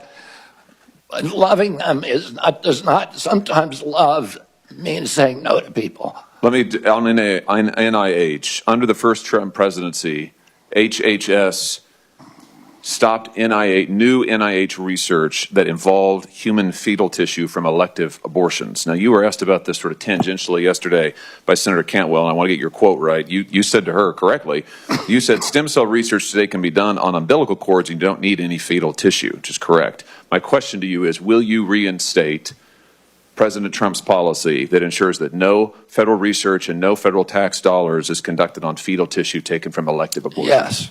Fantastic. Let me ask you just about Title X. You were asked about this yesterday too, and I think I understand your answer. I just want to be sure I've got it crystal clear. Title X, which prohibits the funding of the use of federal taxpayer funding for abortions or to flow to entities like Planned Parenthood that perform abortions or refer people to abortions. You were asked yesterday if you would support President Trump's rule that says no Title X funding for those who perform abortions or refer people to abortions. I think your answer was yes, you would reinstate that rule. I just want to be sure I'm right about that. Yes. Fantastic. Last point that I have for you. On mifepristone, the chemical abortion drug, you said yesterday that you would study its safety. I think that's good. I want to make an additional point here just about how the Biden administration changed the rules on mifepristone that I hope that you'll take into consideration, because you pointed out, I'm almost done, Mr. Chairman, you pointed out that we need to honor the wishes of voters and states and their right to set life policy. I just point out that the Biden administration's rule on mifepristone, which they did after the Dobbs decision, means that in any state, including ones like mine, where voters or state legislators say we don't want abortion performed after a certain point, if the Biden administration rule on chemical abortion stands and you can mail in these abortion drugs without a doctor visit or referral, that means no state ban, no state decision, no voter decision is going to matter. We're going to have a one-size-fits-all policy set here in Washington. I hope you'll take that into consideration. I will implement President Trump's policies. Senator Hassan. Well, thank you, Mr. Chairman and Ranking Member Sanders. Good morning, Mr. Kennedy. Look, I want to just take a moment because, like a few of us on this dais, I sit on finance as well as help. And one of the things that was most disturbing to me about yesterday's hearing was the suggestion from some of my friends on the other side of the dais that our intense questioning and concerns about Mr. Kennedy were driven by partisanship. I have voted for 5 of President Trump's nominees to date in the last couple of weeks. One of them, the new Secretary of Transportation, was on the scene last night at DCA. Like all of us, I take really seriously our obligation for advice and consent. And I am concerned, as Senator Mullen expressed his concern, about the need for science to help us move forward on critical issues. Now, some of you are new to this committee and new to the Senate, so you may not know that I am the proud mother of a 36-year-old young man with severe cerebral palsy. And a day does not go by when I don't think about what did I do when I was pregnant with him that might have caused the hydrocephalus that has so impacted his life. So please do not suggest that anybody in this body of either political party doesn't want to know what the cause of autism is. Do you know how many friends I have with children who have autism? The problem with this witness's response on the autism cause and the relationship to vaccines is because he's relitigating and churning settled science so we can't go forward and find out what the cause of autism is and treat these kids and help these families. Mr. Kennedy, that first autism study rocked my world. And like every mother, I worried about whether, in fact, the vaccine had done something to my son. And you know what? It was a tiny study of about 12 kids. And over time, the scientific community studied and studied and studied and found that it was wrong. And the journal retracted the study. Because sometimes science is wrong. We make progress. We build on the work and we become more successful. And when you continue to sow doubt about settled science, it makes it impossible for us to move forward. So that's what the problem is here. It's the relitigating and rehashing and continuing to sow doubt so we can't move forward. And it freezes us in place. Now let me move on to my other concerns from yesterday's hearing. During yesterday's hearing, you really showed a lack of knowledge about Medicare and Medicaid. So what is Medicare Part A? Medicare Part A pays mainly for primary care or physicians, and then Medicare. No, so it is about, Medicare Part A is seniors coverage for inpatient hospital care. What's Medicare Part B? For physicians and doctors. Medicare Part D. That is coverage for outpatient care and home health. So what is Medicare Part C? Medicare Part C is a program where it's the full menu of all the services, A, B, C, and D for Medicare. It is Medicare Advantage, which it's the private insurance option for seniors on Medicare. So, Mr. Kennedy, you want us to confirm you to be in charge of Medicare, but it appears that you don't know the basics of this program. So let's turn to Medicaid. No, I had to correct you on several things. Oh, you let's just turn to Medicaid. Yesterday, Senator, you didn't correct me. I didn't get it wrong. Mr. Kennedy, my time is limited, and I hope the chair will give me a couple of more minutes. Senator? Yes, Medicaid. All right, because you're giving me very little time to answer one. Let's turn to Medicaid. Medicaid, you said yesterday to Senator Cassidy, Medicaid is fully paid for by the federal government, and it's not fee for service. That statement is false. Do you now understand that that statement is false, yes or no? That Medicaid is paid for by the federal government? I believe that. You said it is fully paid for. Medicaid, in fact, sir, is a federal-state partnership. The state has a partnership. Right, so you were wrong yesterday, so you're acknowledging that that statement was false, right? I misstated something. All right, good. So yesterday when you were questioned about Medicaid, you repeatedly dodged questions by saying you want to make it better. Republicans are circulating a proposal that would end Medicaid expansion in some states, including in New Hampshire. So I will continue, submit this for the record, but it is important to me to understand whether you believe that taking Medicaid away from 60,000 people in New Hampshire would make Medicaid better. And would it make New Hampshire healthy again? I'll submit that for the record. Thank you, Mr. Chair. Senator Tuberville. Thank you. Thank you, Mr. Chairman. Thank you, Mr. Kennedy, for being here. Being a few months older than me, I'm going to be respectful to your elders. Not by much. Yeah, not by much, that's right. But thank you. Look at this room. We hadn't had a full room in here since I've been in here 4 years on any hearing. Thank you for bringing the light to what this is all about. It's about health in our country. there might have been a half a dozen people in the last Health and Human Services nominee. Nobody was interested. Lawyer who worked from home in California, didn't do a damn thing in terms of what we needed when COVID was full steam. So thank you. Thank you for getting our young people involved. My two boys, 28 and 30, a year or so ago, they were going to vote for you for President of the United States. You know why? Because you're trying to save their group of people from the chemicals and the things that we have in our food. They're fired up about it. And you brought light to that. And thank God you've done that. You brought importance to what we're doing. You know, I coached for 40 years. In the last 4 or 5 years I coached, I'd never seen like the run on drugs our young people are being given by doctors across this country. We have a attention deficit problem in this country. You know, attention deficit, when you and I were growing up, our parents didn't use a drug, they used a belt and whipped our butt, you know, and told us to sit down. Nowadays, we give them Adderall and Ritalin, like candy, across college campuses and high school campuses. Mr. Kennedy, what are we going to do about that? Today, 15% of American kids are on Adderall. And there's clearly a major problem with overprescription, not just with our children, but with our entire population. We have 4.2% of the world's population, and we take 50% of the pharmaceutical drugs. And there's a recent study by Peter Ghosh, who is one of the founders of the Cochrane Collaboration, that showed that prescription drugs are now the third largest cause of death in our country after cardiac arrest and cancer. We're not getting healthier. Americans are getting less and less healthy. 70% of pharmaceutical profits globally come from our country, which has 4.2% of the world's population. We're the only country that allows full-scale pharmaceutical ads on TV.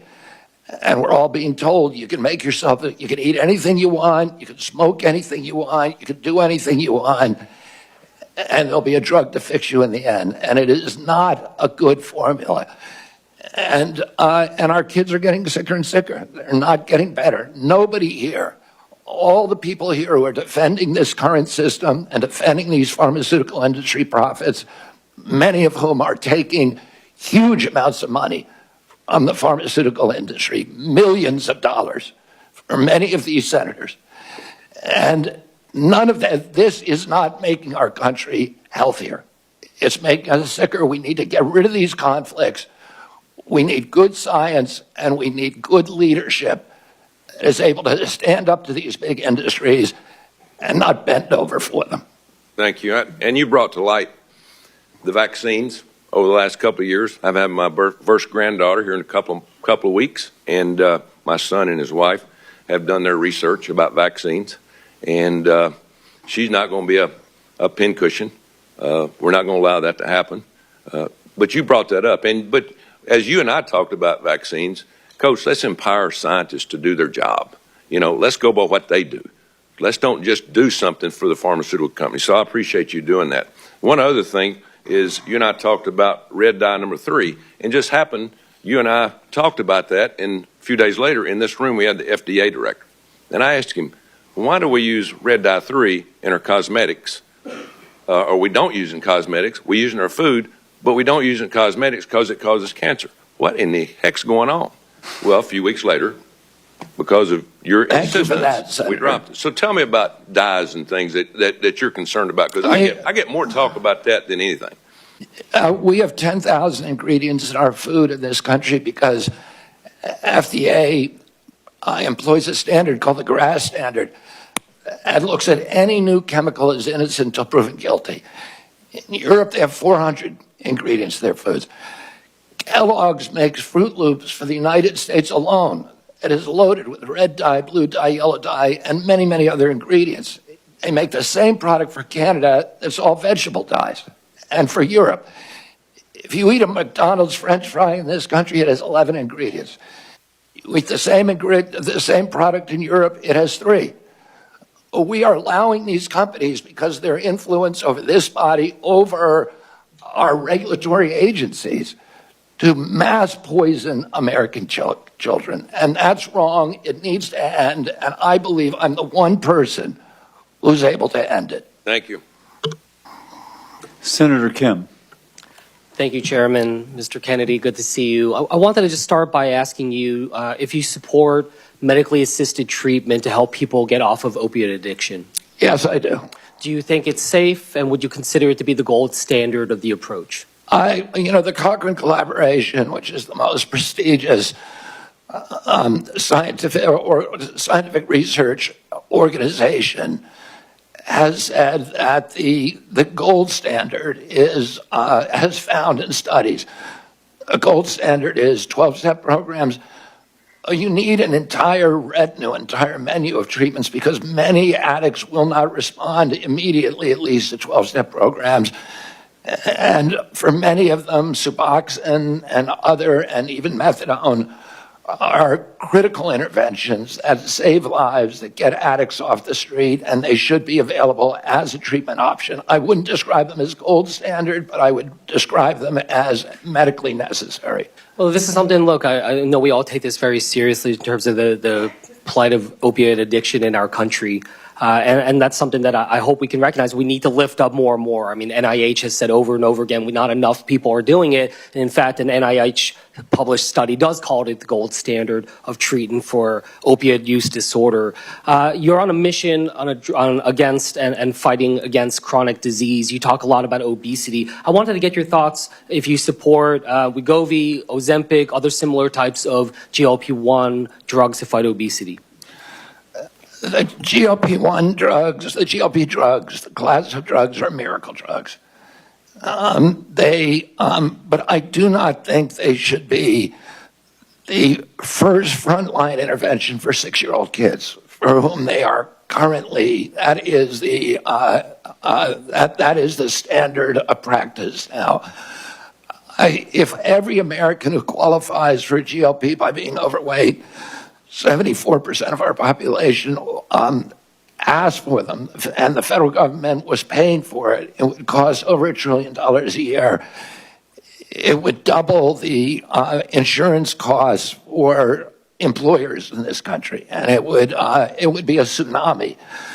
And they have a lot of side effects. You said you support it, but that you don't see it being the tool of choice for especially young kids. Exactly. If for people who have morbid obesity, for people who have diabetes, absolutely.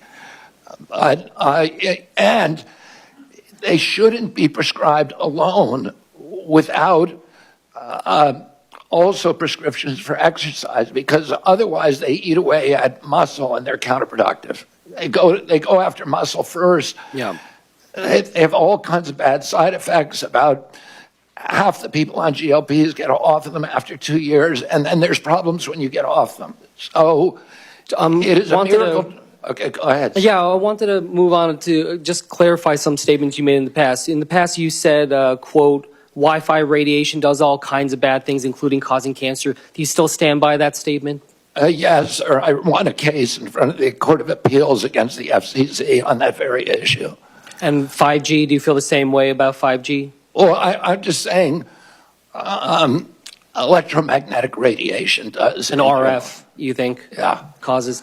Another issue that comes before your work, if you were to be confirmed. And let me just clarify that. It changes DNA, and there are scientific studies that have linked it to cancer, many of them.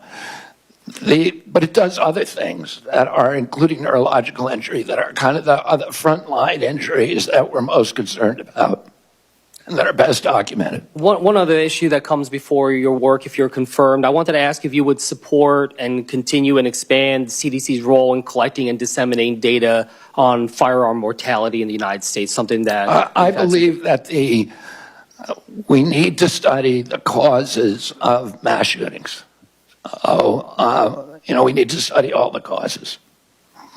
When it came to, you said earlier in response on avian flu, you would continue the investments, that you would support vaccine development. I just want to clarify, does that mean you support investments in mRNA vaccine research and development?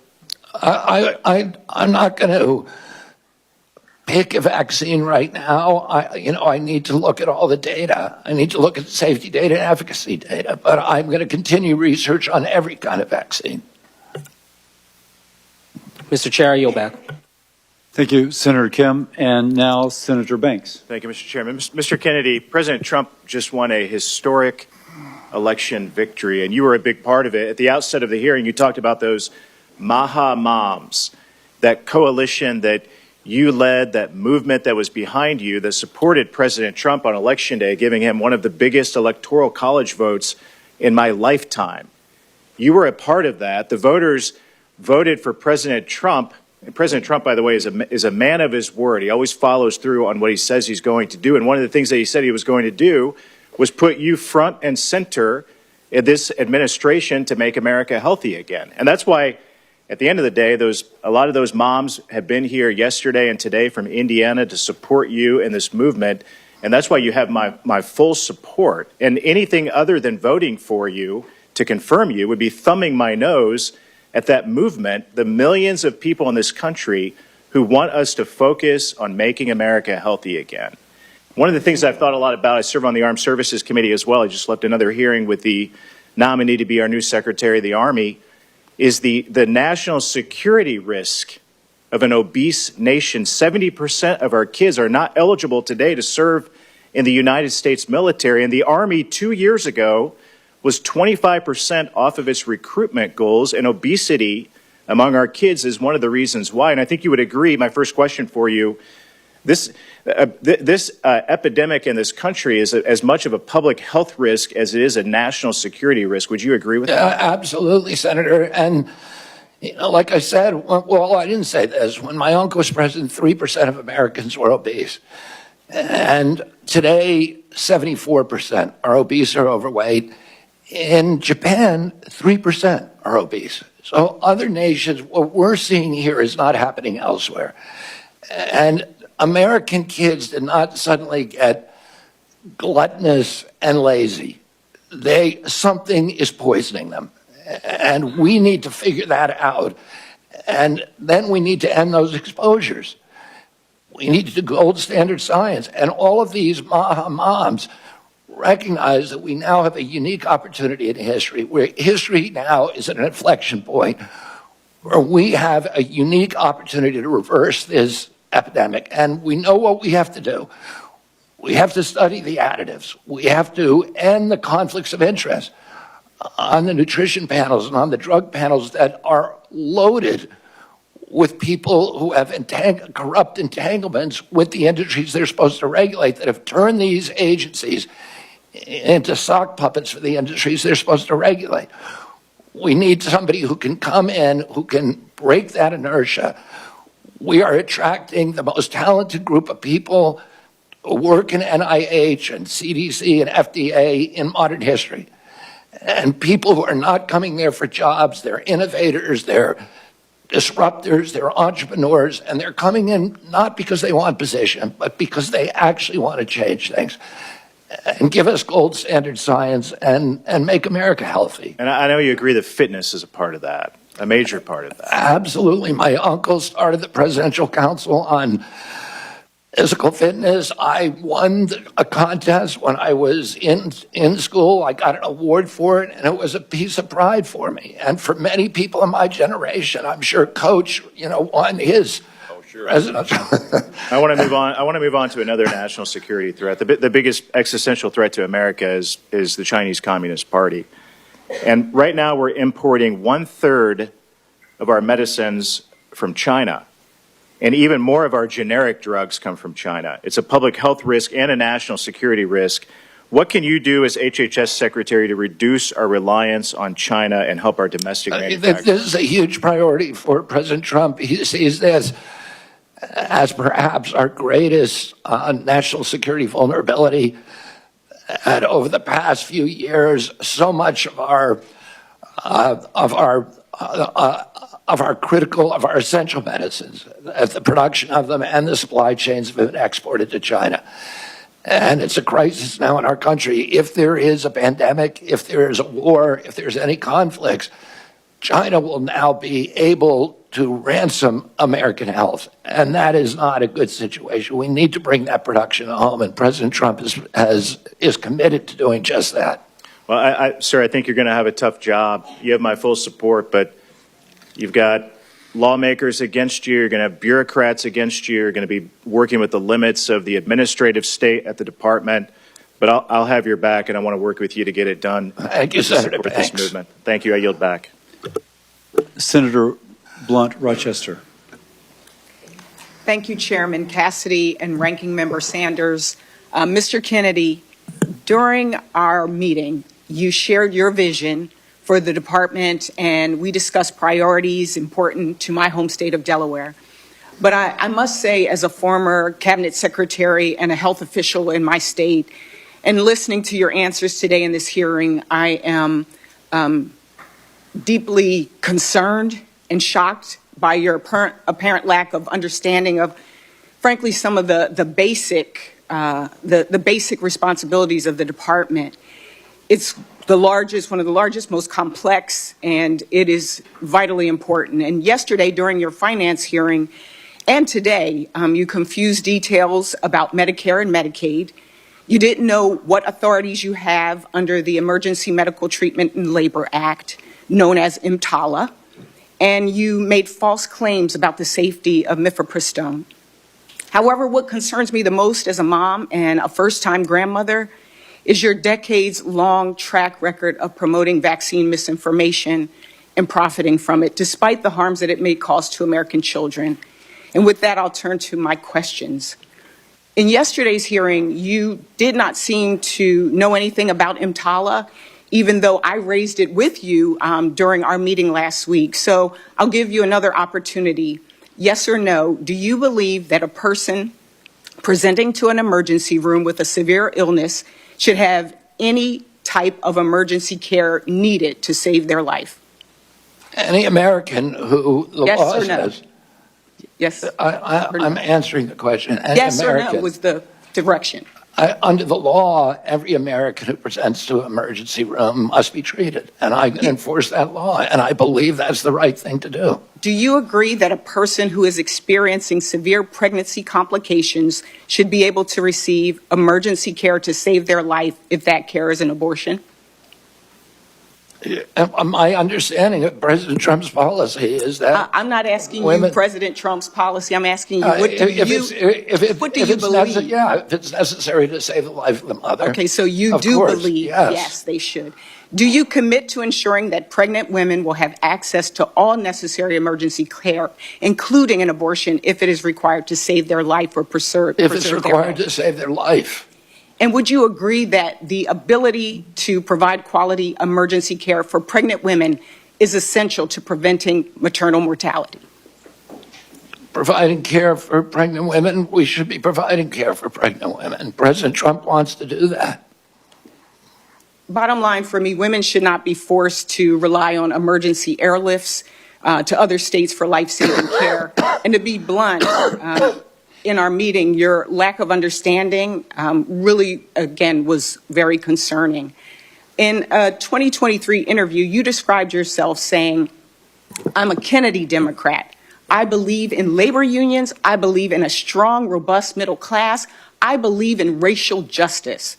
And just yesterday and today, during this hearing and the hearing yesterday, you said we need to respect diversity. Mr. Kennedy, the Trump administration recently issued an executive order that directs the federal government to eliminate grants, contracts, policies, programs, and activities that include diversity, equity, inclusion, and accessibility. This executive order has already caused widespread confusion, fear, and uncertainty for healthcare providers, researchers, public health professionals, and service providers across the country. You said in our meeting that you understand that health disparities exist. So yes or no, do you, in your view, do the following programs count as health DEI programs? Programs that target Black women to address the maternal mortality crisis? Senator, there are 7. Yes or no? I'm not going to answer that yes or no. If you want an answer, I'm happy to give it to you, but it's not a yes or no. I just want a yes or no. It's not susceptible to yes or no answer. Well, then- if you then- want to then hear let- an answer, Senator. Let me shift this because I only have 36. If you want to hear an answer, I've got Senator, I'm 36. very happy to I've give got you now one. 33 seconds. And there are people out here who want to understand that if they are at a pride parade and they're a healthcare provider, can they give out a brochure? If you they want wanna people to know understand, if let me they are answer the trying to have a question. program in a black church that is on Martin Luther King Day, will they be able to have that program? Will it be funded? Will they get in trouble? Will they be fired? That's the cause and concern. We all know that it is important that we have a healthy country. But You want me as to you answer the said- question, oh, this- Senator? I think I got my answer. Okay. Thank you, and I yield back. I will Thank allow the witness to answer. There are 7 departments at NIH that protect minority health and that seek to eliminate this. The shocking and unacceptable disparities in minority health. I believe in helping all people who are vulnerable. DEI programs that President Trump eliminated have spent $63 million with no discernible positive impact on human health in this country. There's institutions already that existed before President Biden, whose job it is to do just that. Will you cut those programs that you just referenced? That decision is up to Congress, not to the HHS Secretary. Thank you. I yield back. For the record, treating a miscarriage or ectopic pregnancy is not an abortion. It's just false. And so I would ask that not be, since I'm not into misinformation, I would ask that misinformation not continually be repeated. Senator Husted. Thank you very much.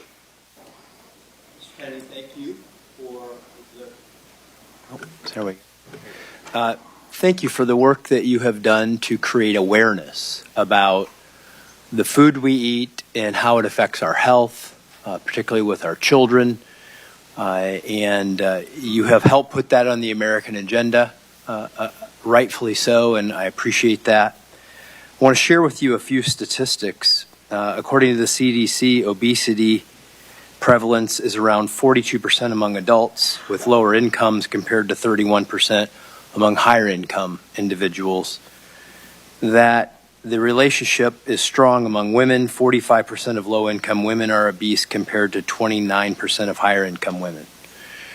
And I know I have had this conversation over the course of my public service career many, many times because at the states we run the Medicaid program, that it impacts those health statistics, that obesity impacts our programs, the cost of them, the quality of life of the people who are served.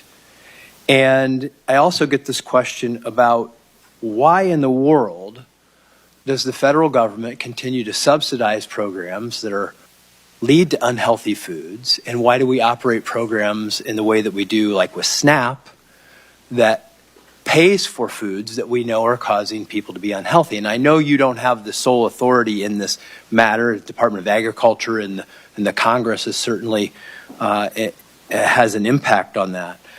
But could you just shed some light on how you see your role in trying to impact that? Because we see that these policies are disproportionately affecting poor people, and the inability to change them and make America healthy again is having a disproportionate effect not only on them, but the cost of all of these programs we're trying to maintain. Thank you for the question, Senator. The NIH has been diverted into away from studying the etiology of chronic disease. So there's almost nothing at NIH, very, very little, a low percentage of its budget, a $42 billion budget that is devoted to finding out why we're having this obesity epidemic. We know it's an environmental toxin. Epidemics are not caused by genes. That genes may provide a vulnerability. You need an environmental toxin. Why aren't we devoting science to finding out what those toxins are and then eliminating them? And, the focus is on infectious disease. and we almost altogether ignore chronic disease, which causes 92% of the deaths in this country. And during COVID, we had the highest death rate of any country in the world. We had 16% of the COVID deaths.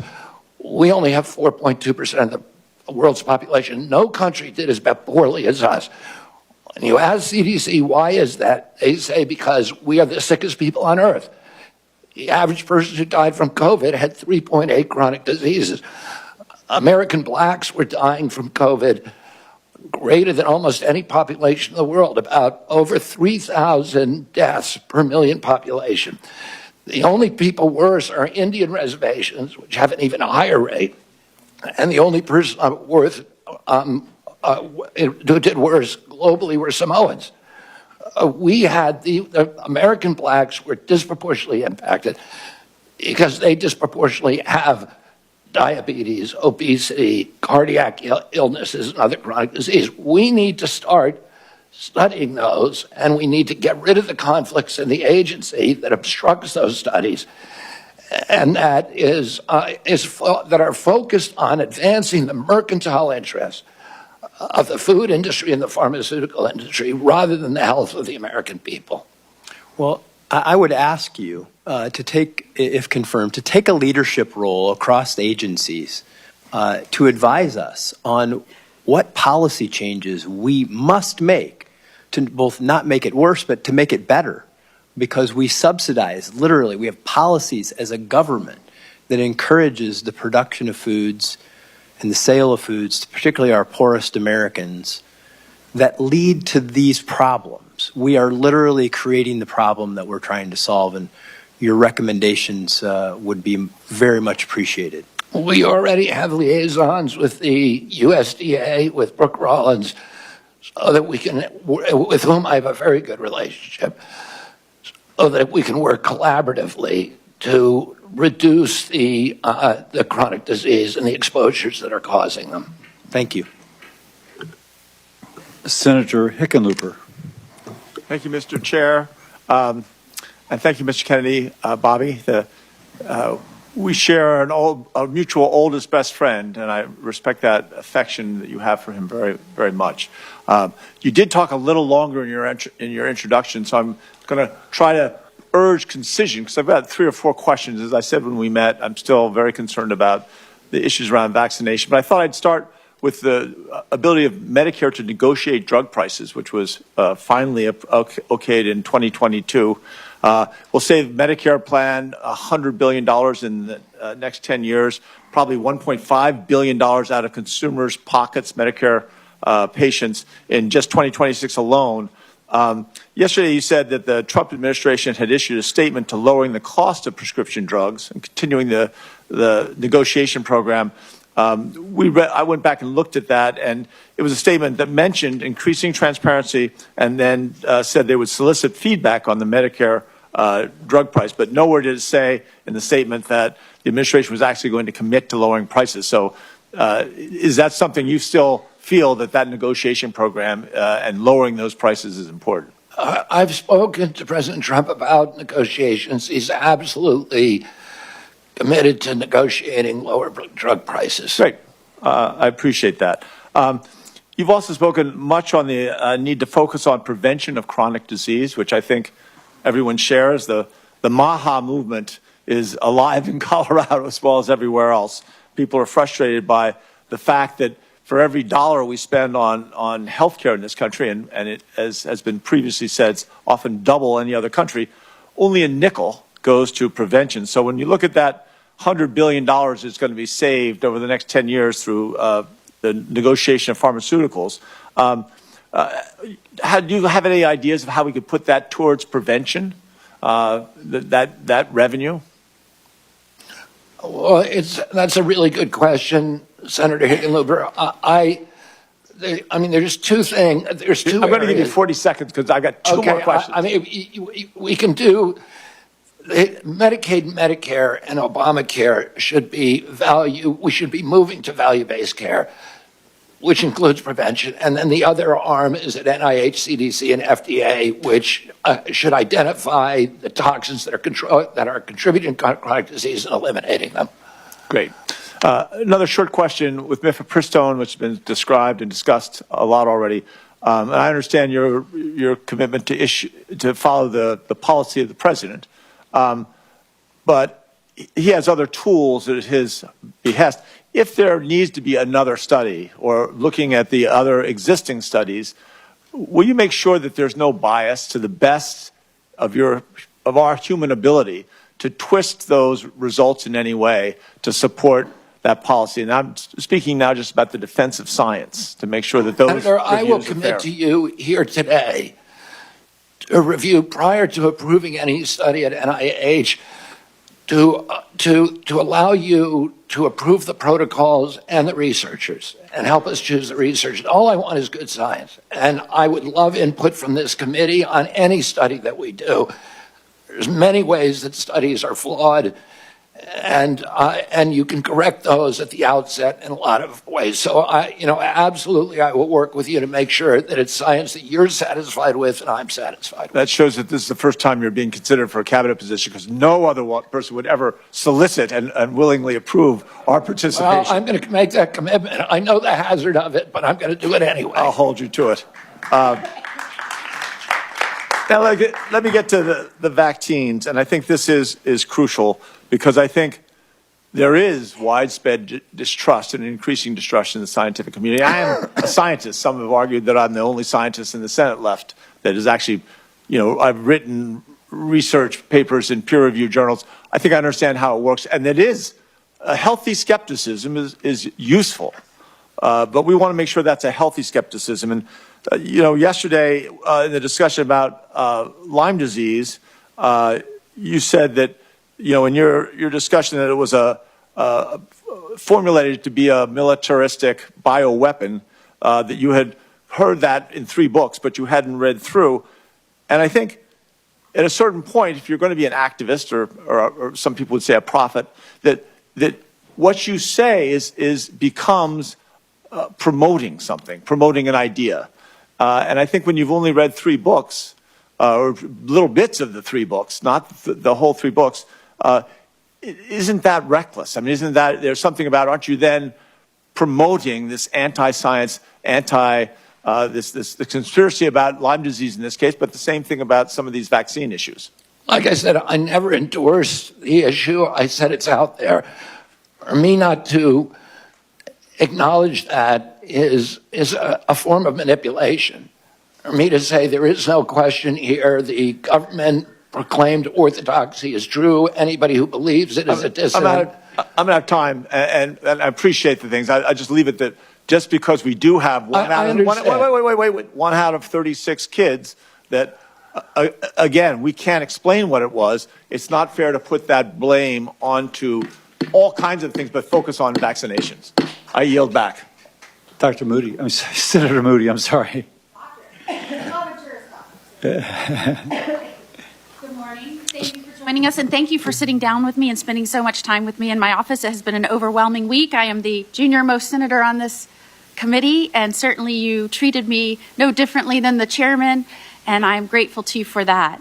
One of the topics we spent a long time talking about was your assurance and knowledge and understanding that it was the states that, in fact, gave limited power to the federal government and not the other way around, and your assurance that you will not use your agency or any organization that falls under your leadership to interfere with the state's ability to set policy or any autonomy of the state to enact or enforce laws that protect the lives of the unborn. I think that is a concern of many. It was certainly one of mine, and you allayed those concerns, and I appreciated you spending so much time with your assurances.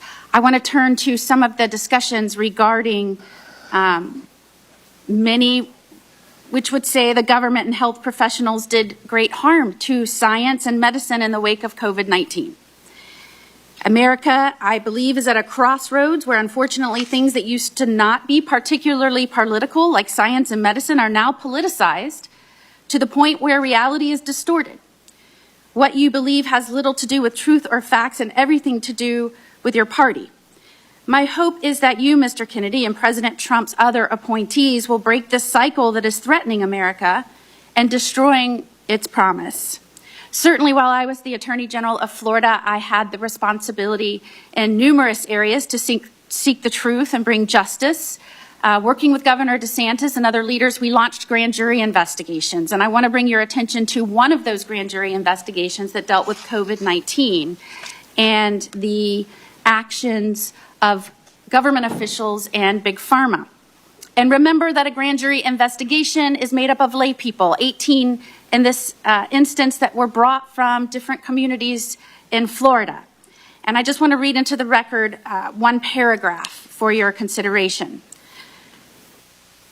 Much of the goodwill by the COVID-19 vaccines was squandered in the following years as sponsors and federal regulators collaborated to push out booster after booster based on shallow, inaccurate safety and efficacy data, sidelining their own ombudsman to get doses of these vaccines into the arms of every American, regardless of their underlying risk from the SARS-CoV-2 virus. Erstwhile gatekeepers became cheerleaders as federal regulators, with the trust of the American people, dragged their feet in publicly confirming important safety signals and then sanctioned long delays in mandatory post-marketing studies involving those very same signals. Sponsors abused the scientific journal system and regulatory reporting requirements, delaying public disclosure of serious adverse events from their clinical trials for years, and I could go on. Mr. Kennedy, as Secretary of Health and Human Services, will you use your position to squelch medical or scientific views with which you disagree? Never. And, you know, and this is relevant to what Senator Hickenlooper was asking me. We've tried this system where government lies to Americans, or where they tell them about it, that they have it with a level of assurance that they don't feel themselves, and it isn't working. The initial COVID vaccine, Americans flocked to get it. I think 95% of Americans went and got it.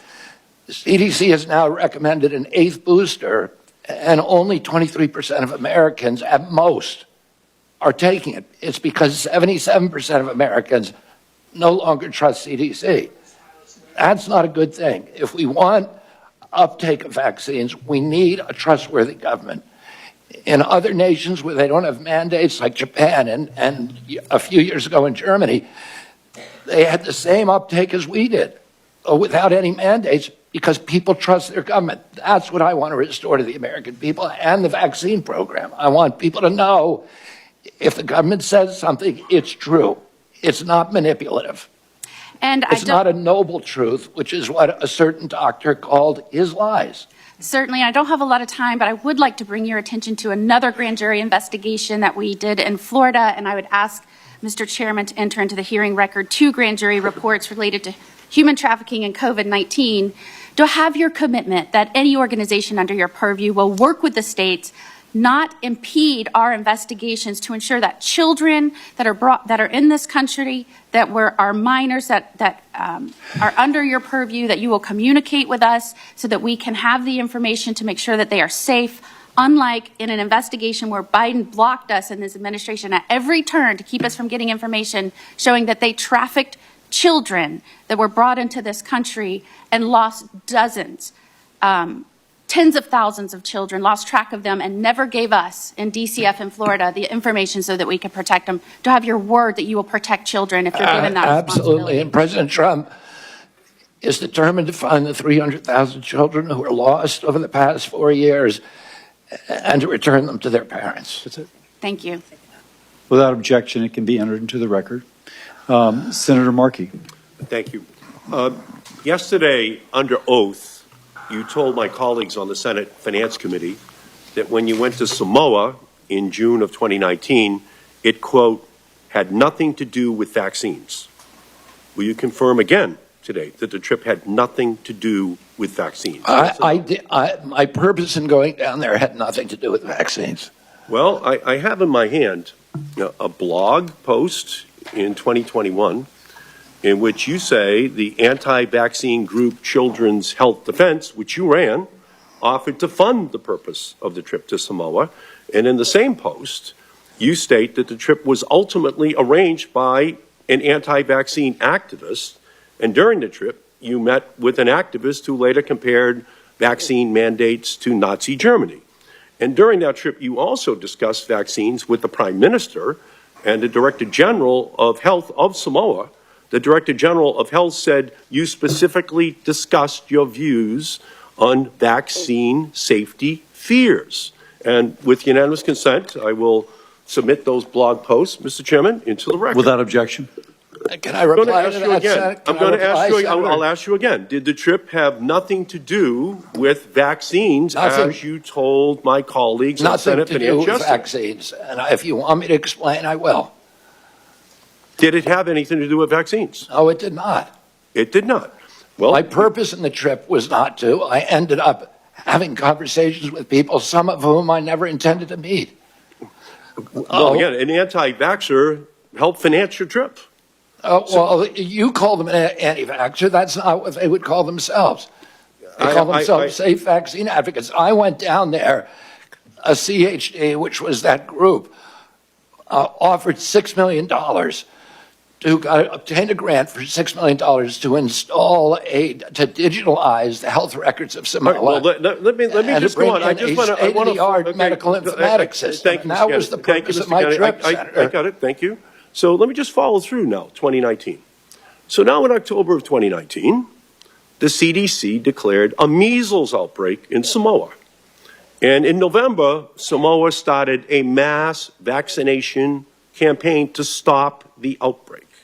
That same month, November of 2019, after 16 people had already died from the outbreak and Samoa was trying to respond to the crisis, you sent a letter to the Prime Minister of Samoa stating that, quote, it is a regrettable possibility that these children are causalities of the vaccine. By unanimous consent, I will introduce that letter into the record. Without objection. So as Samoa was trying to contain the outbreak, you were saying that it was the fault of the vaccine rather than the absence of vaccinations that caused the outbreak in Samoa in the same year you visited Samoa. And I replied to that, Senator. Let me just finish. The death count in Samoa grew to 83. And ultimately, volunteers in New Zealand sent tiny coffins to help bury the dozens of children who died. And the Samoan Director General of Health later said, with his last name and the status attached to it, people will believe him. People will believe Robert Kennedy.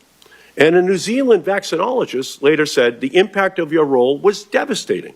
So your name and your profile helped fuel a measles outbreak. You scared people from taking a vaccine. It slowed the public health response, and children died. You've taken no responsibility thus far.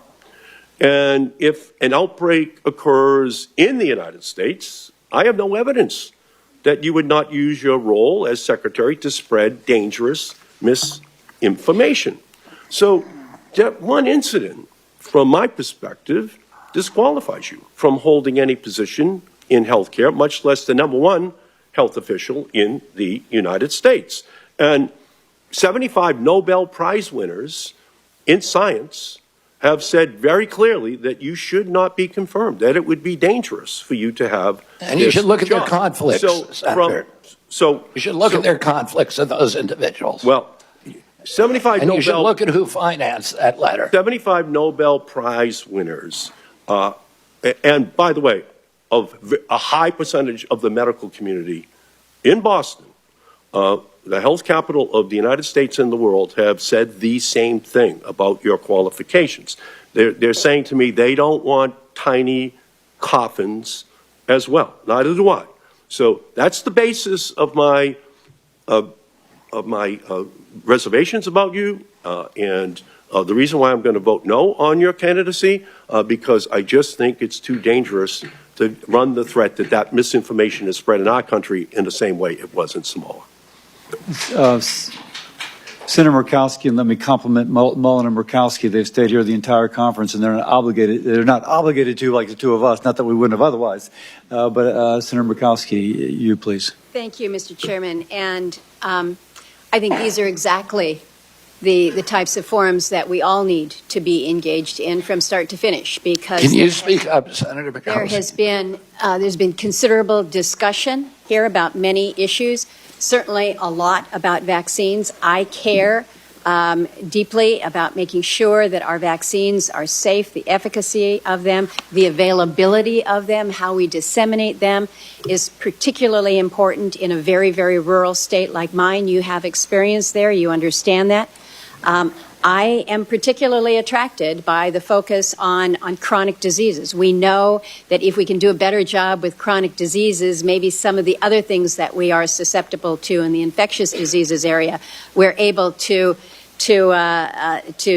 perhaps pull back a little bit on that. But our reality is, in order to make this country healthy again, it is a focus on everything. It is the prevention. It is the necessity of coming up with these life-saving vaccines that are going to be so critically important. It is personal care. It is food. It is exercise. It is all of the above.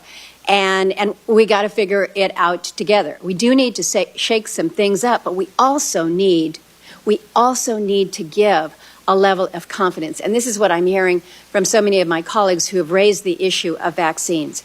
We have made some considerable gains in my state of Alaska with vaccinating the many people in very rural areas where one disease outbreak can wipe out an entire village. We saw this in 1918 with the Spanish flu, and that's why everyone was rattled to the core. Villages were shut down entirely during COVID because of the fear of transmission. And so they're looking for these life-saving ways and means. And so when there is a lack of confidence, when there is a doubt, it's like, well, what do I do?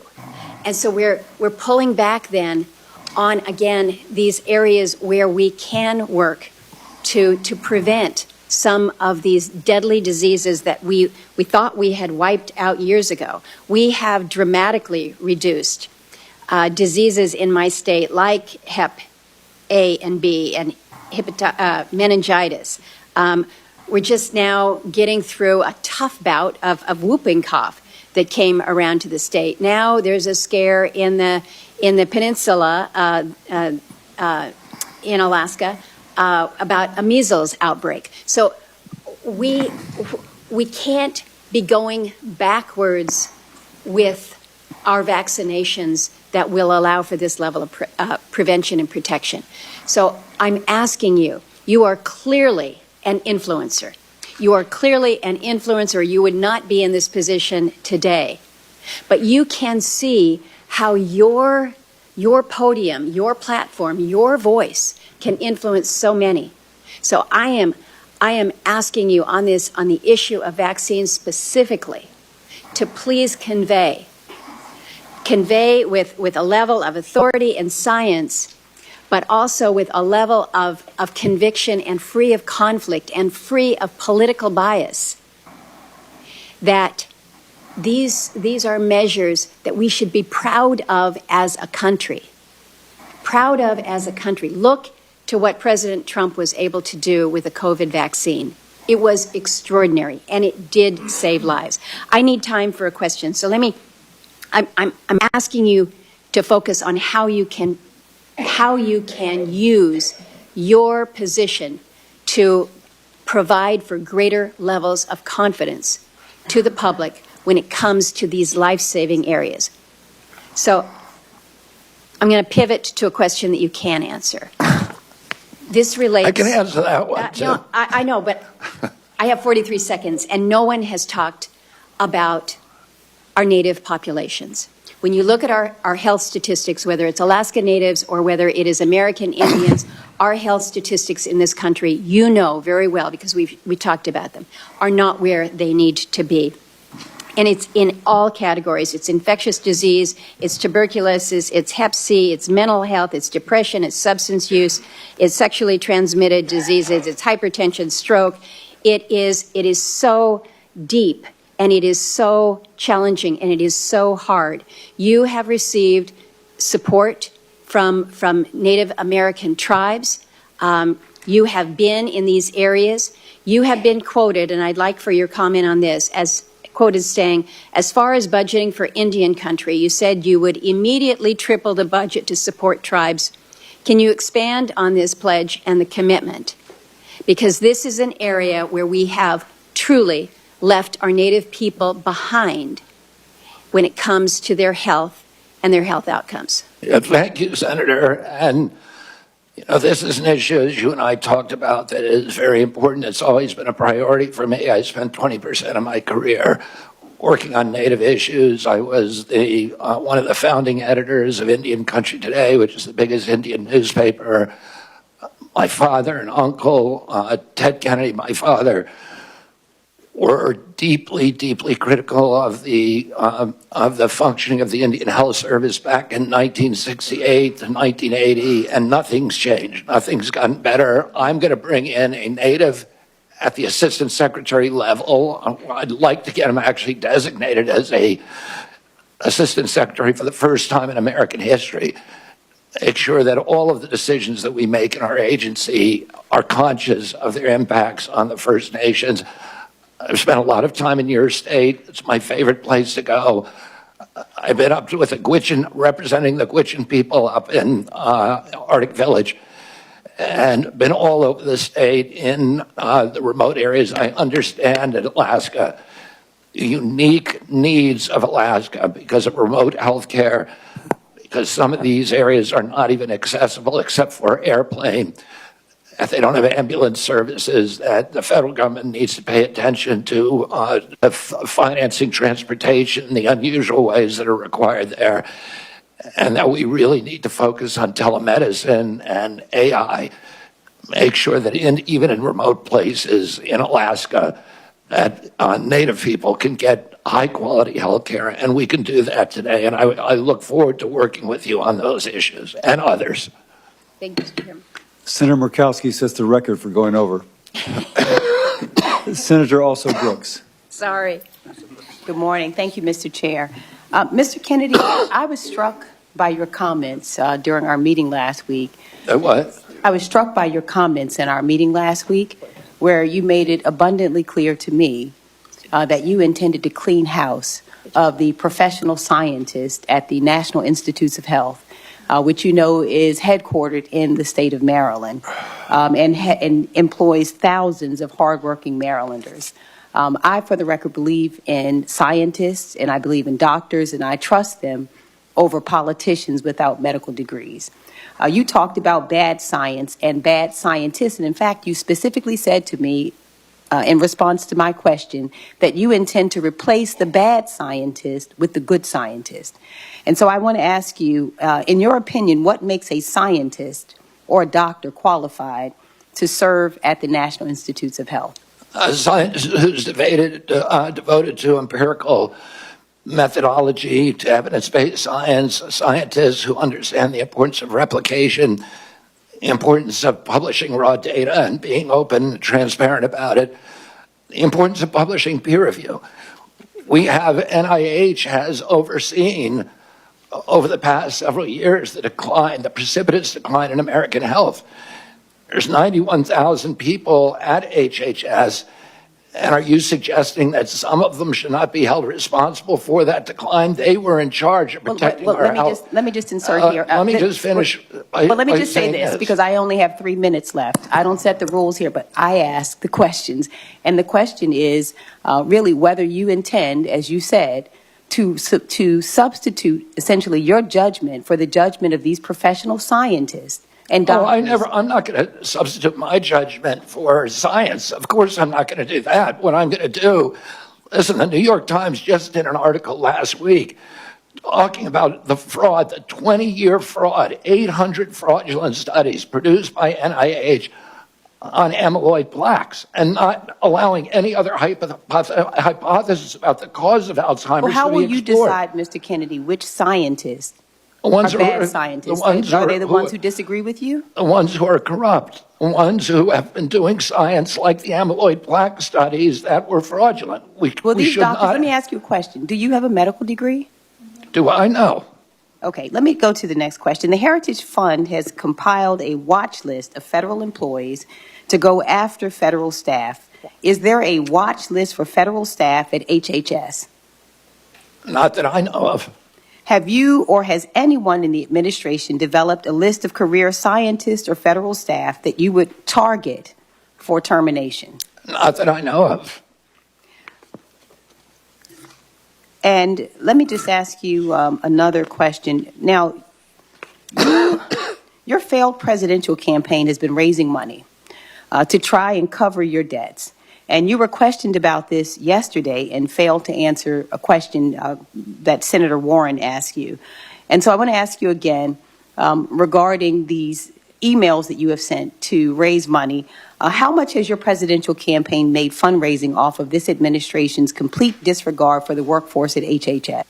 Excuse me? I didn't hear the question. The last part. How much money has your presidential campaign made off of fundraising, off of this administration's complete disregard for the workforce at HHS? Zero.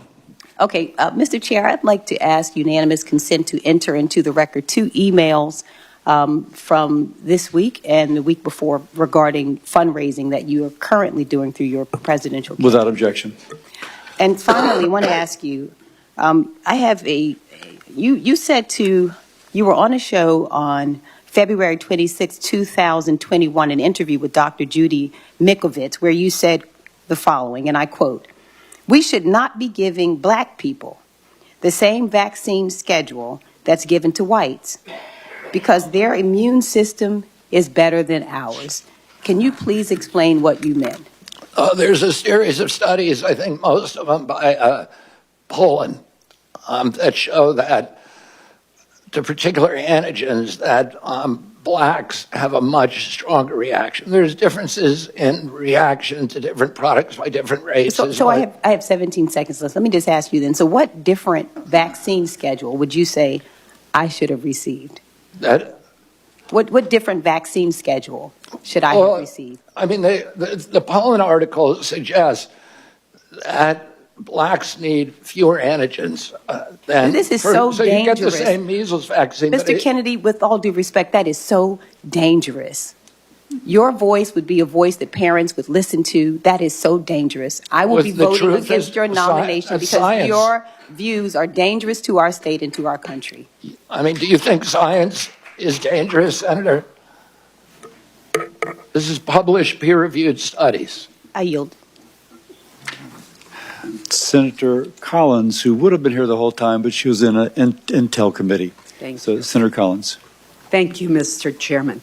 Mr. Kennedy, welcome, first of all. I agree with you that there needs to be more focus on chronic diseases like diabetes, like Alzheimer's.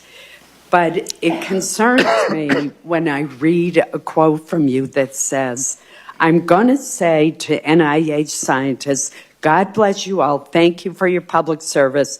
We're going to give infectious diseases a break for about 8 years." Don't we need to do both? Yes, absolutely, Senator. The problem is there's been an imbalance.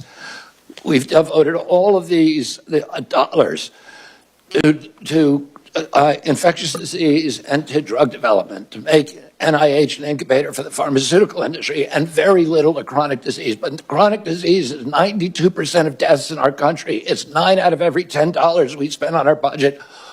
Why aren't we devoting at least equivalent studies to determining the etiology of our chronic disease? It just seems like common sense to me.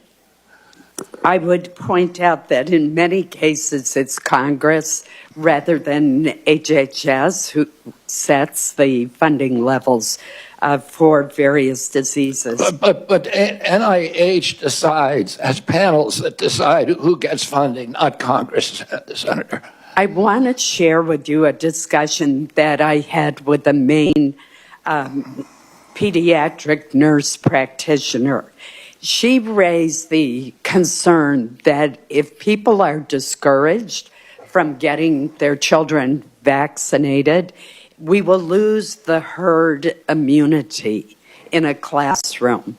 And that means that a child who may be immunosuppressed and cannot get a vaccine are at risk of being in a classroom with an unvaccinated child.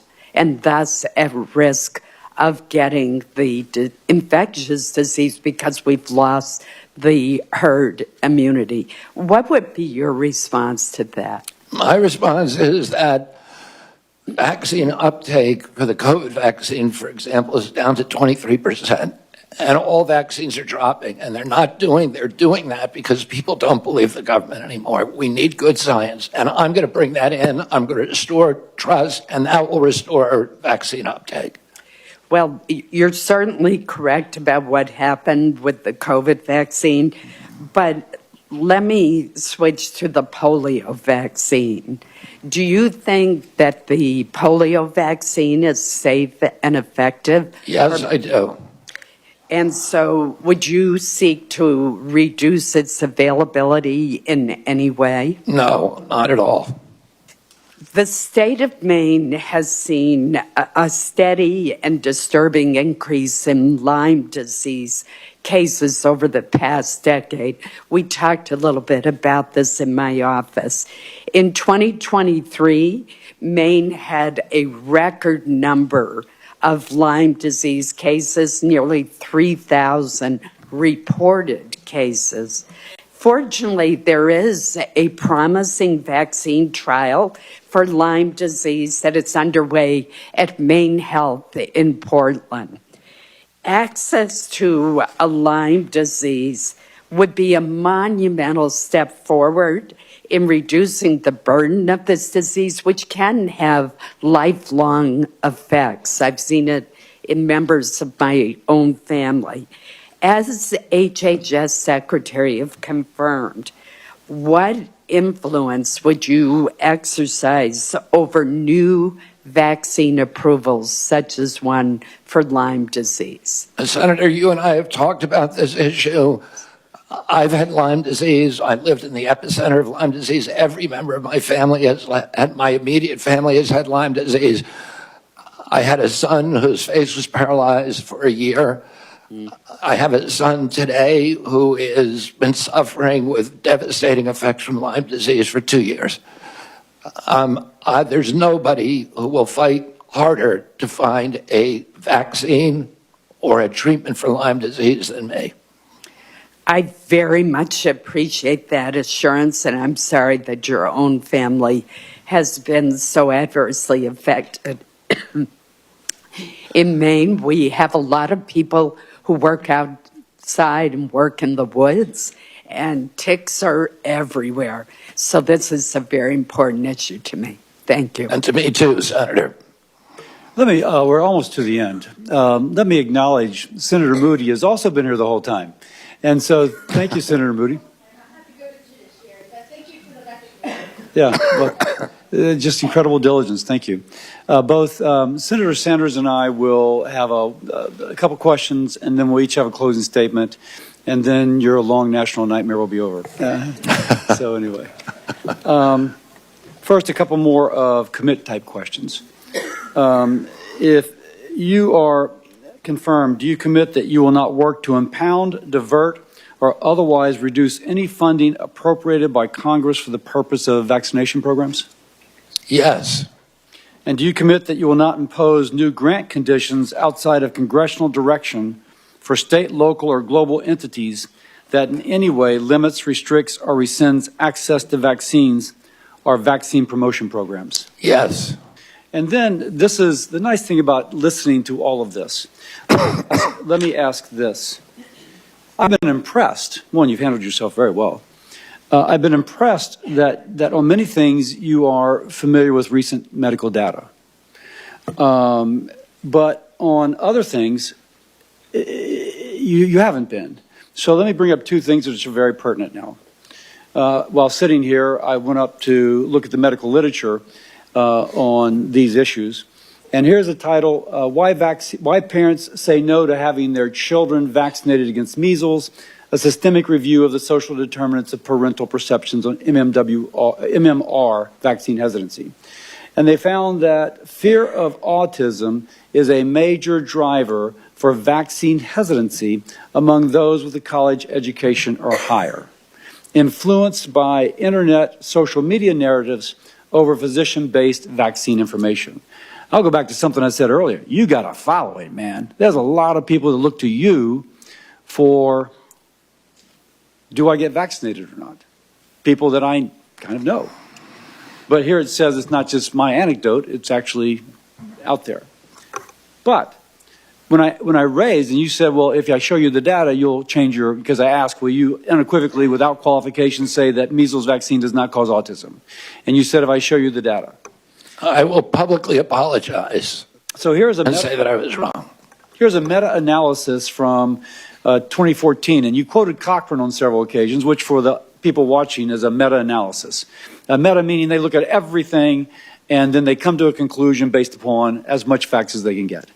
And here is such a study, and the title tells it all. Vaccines are not associated with autism, an evidence-based meta-analysis of case control and cohort studies, and they ended up looking at 5 cohort studies with roughly 1.2 million children.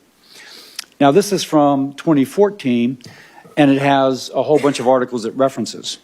And then I got a text from a former employee of the NIH, I emphasize the former, who says that in early in the President Trump's term, you and colleagues sent 90 papers for review by people at NIH. They felt like the NIH folks felt that without exception, they were severely lacking methodologically, and/or found that they indeed showed the safety of these vaccines. We tried to engage Mr. Kennedy, but his colleagues refused to acknowledge the expertise of dozens of NIH scientists we made about those papers. Now, you're a smart guy. You're reading the medical literature, and you're coming up with the recent medical literature on certain issues. But here is both older article, summarizing lots of older articles that have come out since the original refuted Wakefield article in the Lancet regarding measles and autism. And here is somebody who, you know, it's he said, but somebody who said that previously you've had this presented to you. So, back to me. I'm a doc, trying to understand.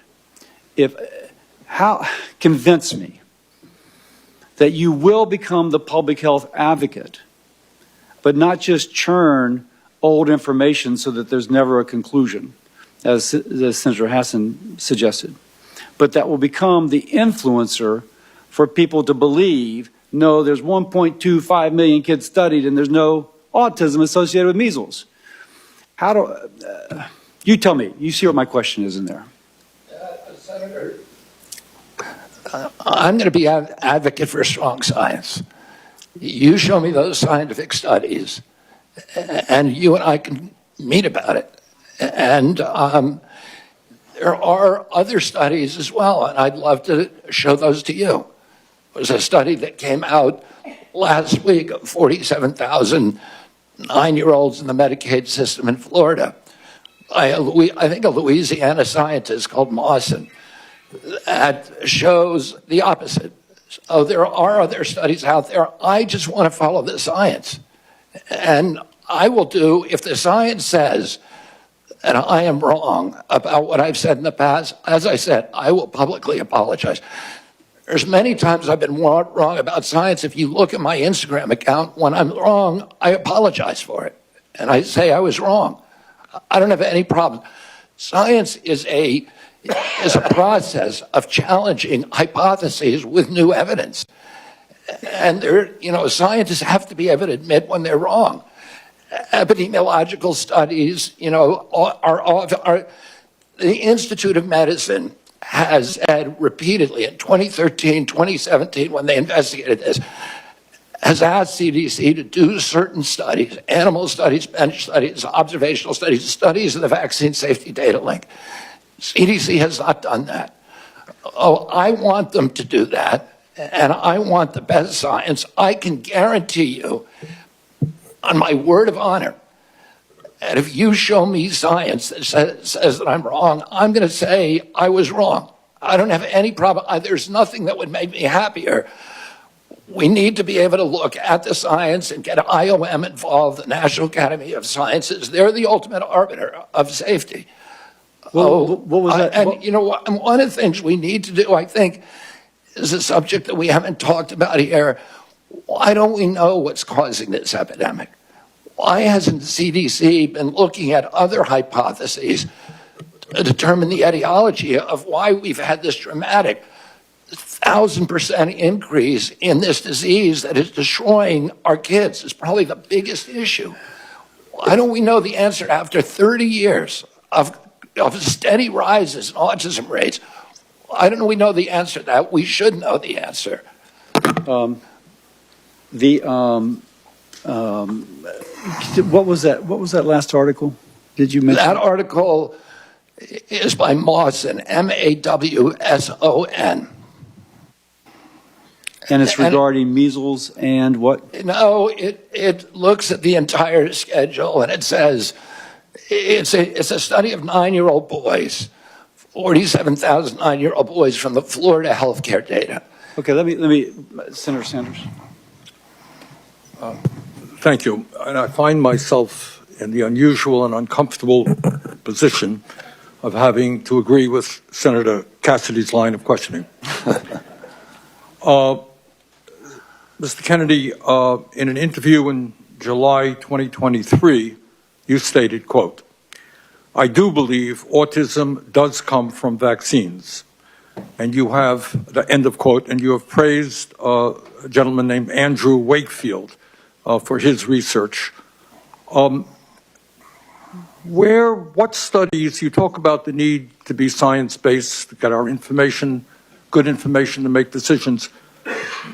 What studies have you utilized to come to the conclusion that vaccines cause autism? I'm happy to sit down with you. No, please, just answer me that. I mean, look at the Mawson study, Senator. The what? Yeah, Mawson, just look at that study. Yeah, I will, and that was published. But I don't want to, I wouldn't rest on a single study. Right. And all studies can be Okay, don't mean to be rude. I don't have a lot of time. Just saying you would not be, I just heard you say you could not be happier if you were proved wrong.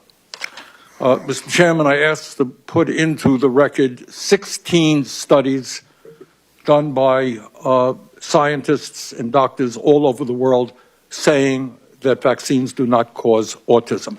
Are you happy with that objection? Look at the IOM assessment of those 16 studies, Senator. The IOM has assessed them. But listen, let me get to it. Don't have a lot of time. I apologize. I'm happy to talk to you at another time. Don't have a lot of time. Let's talk about COVID. And I just want clarity on the issue. And again, I apologize. You have to be brief. We don't have a lot of time. Scientists have estimated that the COVID vaccine saved 3 million lives. President Trump said the COVID vaccine was, what, quote, one of the great miracles of the ages, end quote. You have said the COVID vaccine was the deadliest vaccine ever made, end of quote. Was the COVID vaccine the deadliest vaccine ever made? The reason I said that, Senator Sanders, is because there were more reports on the VAERS system, on the Vaccine Adverse Event Reporting System, which is the only surveillance system, that and VSafe. And there were more reports of injuries and deaths than all other vaccines combined. But was it the scientists said it saved 3 million According lives? to VAERS. I don't know, because we don't have a good surveillance system. So you disagree with the scientific community that... I'm agnostic because we don't have the science to make that determination. Really? Okay. Prescription drug prices in America, as you know. And by the way, I think President Trump did an extraordinary job on Warp Speed because he wasn't just focusing on that one intervention. He was focusing on... He called it a miracle, but you have cast doubts on its efficacy. All right. Prescription drugs. If we're going to make America healthy, I agree with you that we need a revolution in the nature of food in America, physical exercise, etc. Very, very important.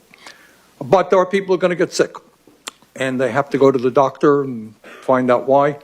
1 out of 4 Americans today cannot afford the prescription drugs their doctors prescribe because we pay by far the highest prices in the world for prescription drugs. We made some progress under the Biden administration of negotiating prescription drug prices with pharma. First time that's ever happened. Now, yesterday you told me that the White House was going to issue something affirming their support for continuing those Medicare negotiations. Turned out not to be quite accurate. They came up with some bland statement, could have been written by Farmer. Very specific questions. Do you believe and will you insist that Medicare continue to negotiate prices with the pharmaceutical industry so we can substantially lower prescription drug costs in America? President Trump has made it very clear to me that he wants to negotiate prices. Negotiate is a big word, Bobby. It's a big word. It's the word you just used, Senator. Yeah, but no, I use defend a particular law. Will you defend the law in the Inflation Reduction Act, which already is negotiating prescription drug prices? President Trump wants us to negotiate drug price. He wants to lower drug prices. So you're not telling me that you will defend the law that we passed, which has already had significant success? Well, Congress, look, I'm going to comply with the law, Senator. Congress passed the law. I'm swearing an oath to the Constitution. I'm going to comply with the laws. You're going to have a significant influence on health care policy if you are. And I'm going to comply with the laws.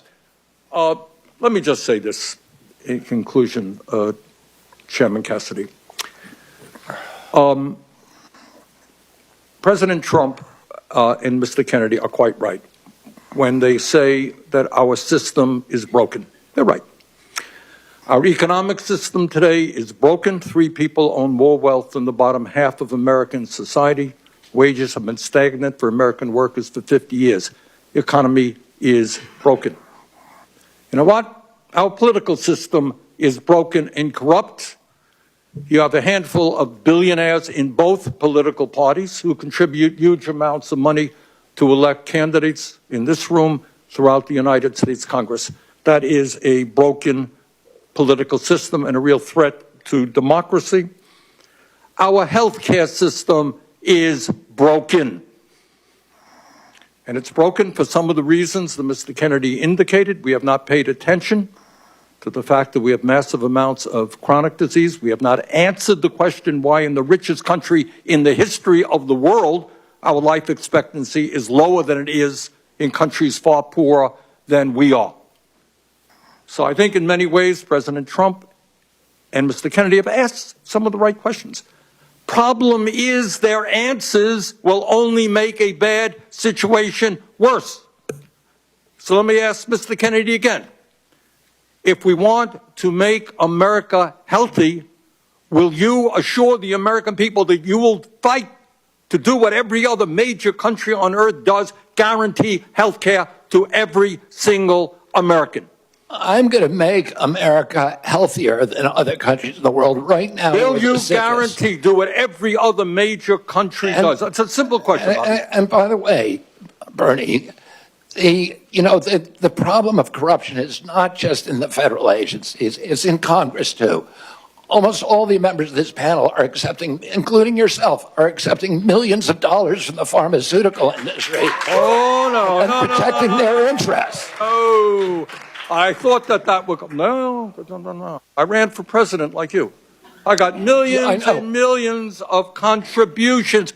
They did not come from the executives, not one nickel of PAC money from the pharmaceutical industry. They came from workers. In 2020, you were the single largest because I had pharmaceutical contributions from workers all over this country. Workers, you were the not a nickel from corporate tax. You were the single largest acceptor of pharmaceutical dollars. No, from workers in 1.5 million. Yeah, out of 200 million. All right, but you have not answered. Last question. You have not answered my question. Mr. Chairman, we're 3 minutes. How do we make America healthy if you don't guarantee health care? Chairman, we're literally 3 minutes over here now. Well, how long does it keep going? At some time, you're just battering the witness, Bernie. Not battering the witness. Yes, you are. And you're getting upset at him. You're going at him just like anybody else would. We'll come to order. Bernie, he's going over.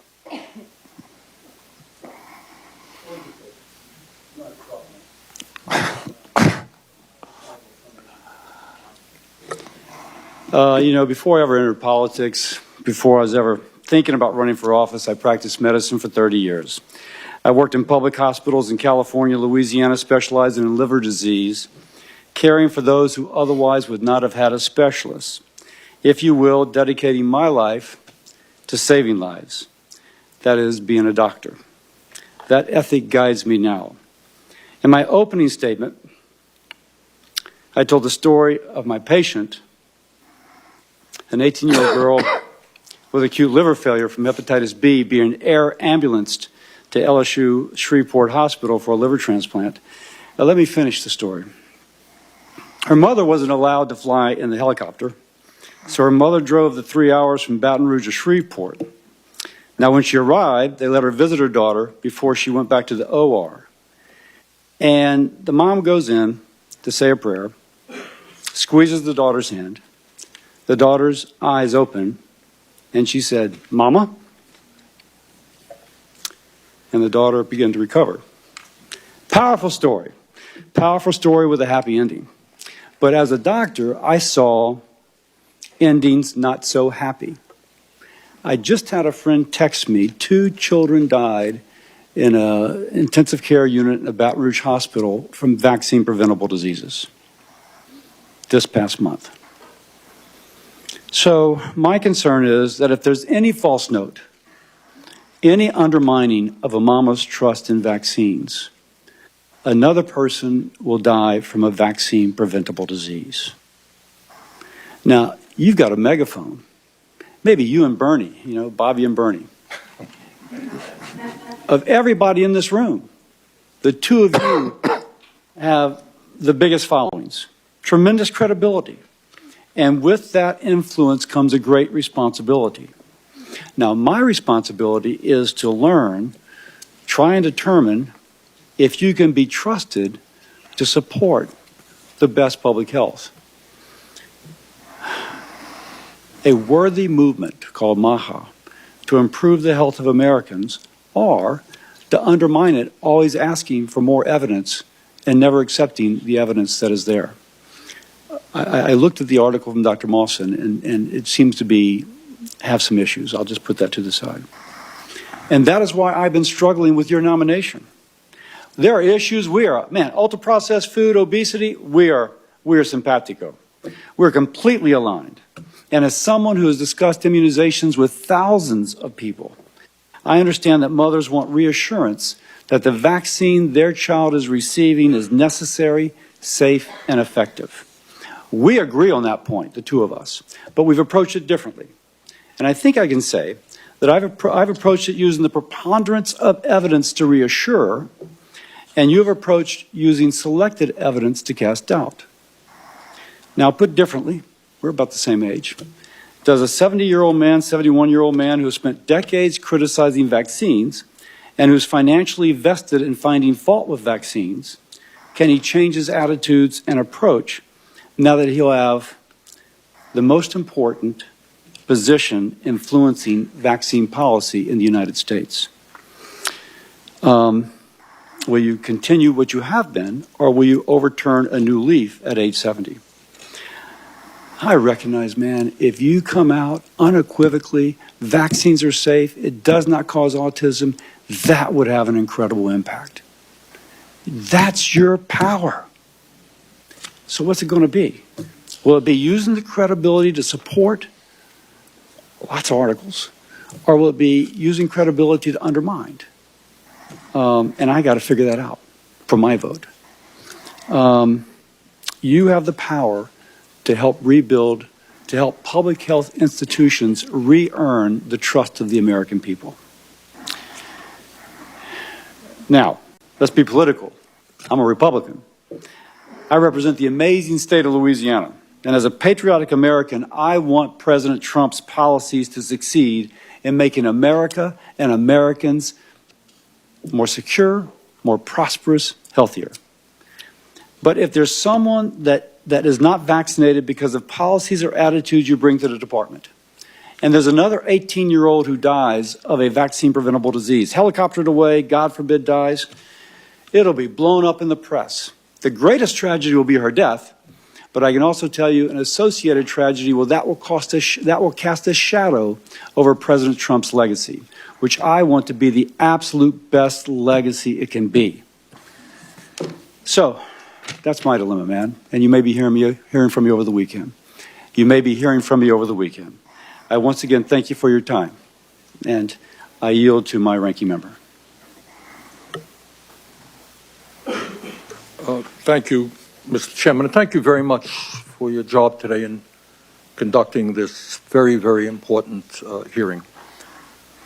Let me reiterate my concerns. Every person on this panel, and I would hope everybody in America, wants to make us the healthiest country on earth. And I applaud Mr. Kennedy for raising the issues and talking about some very important truths.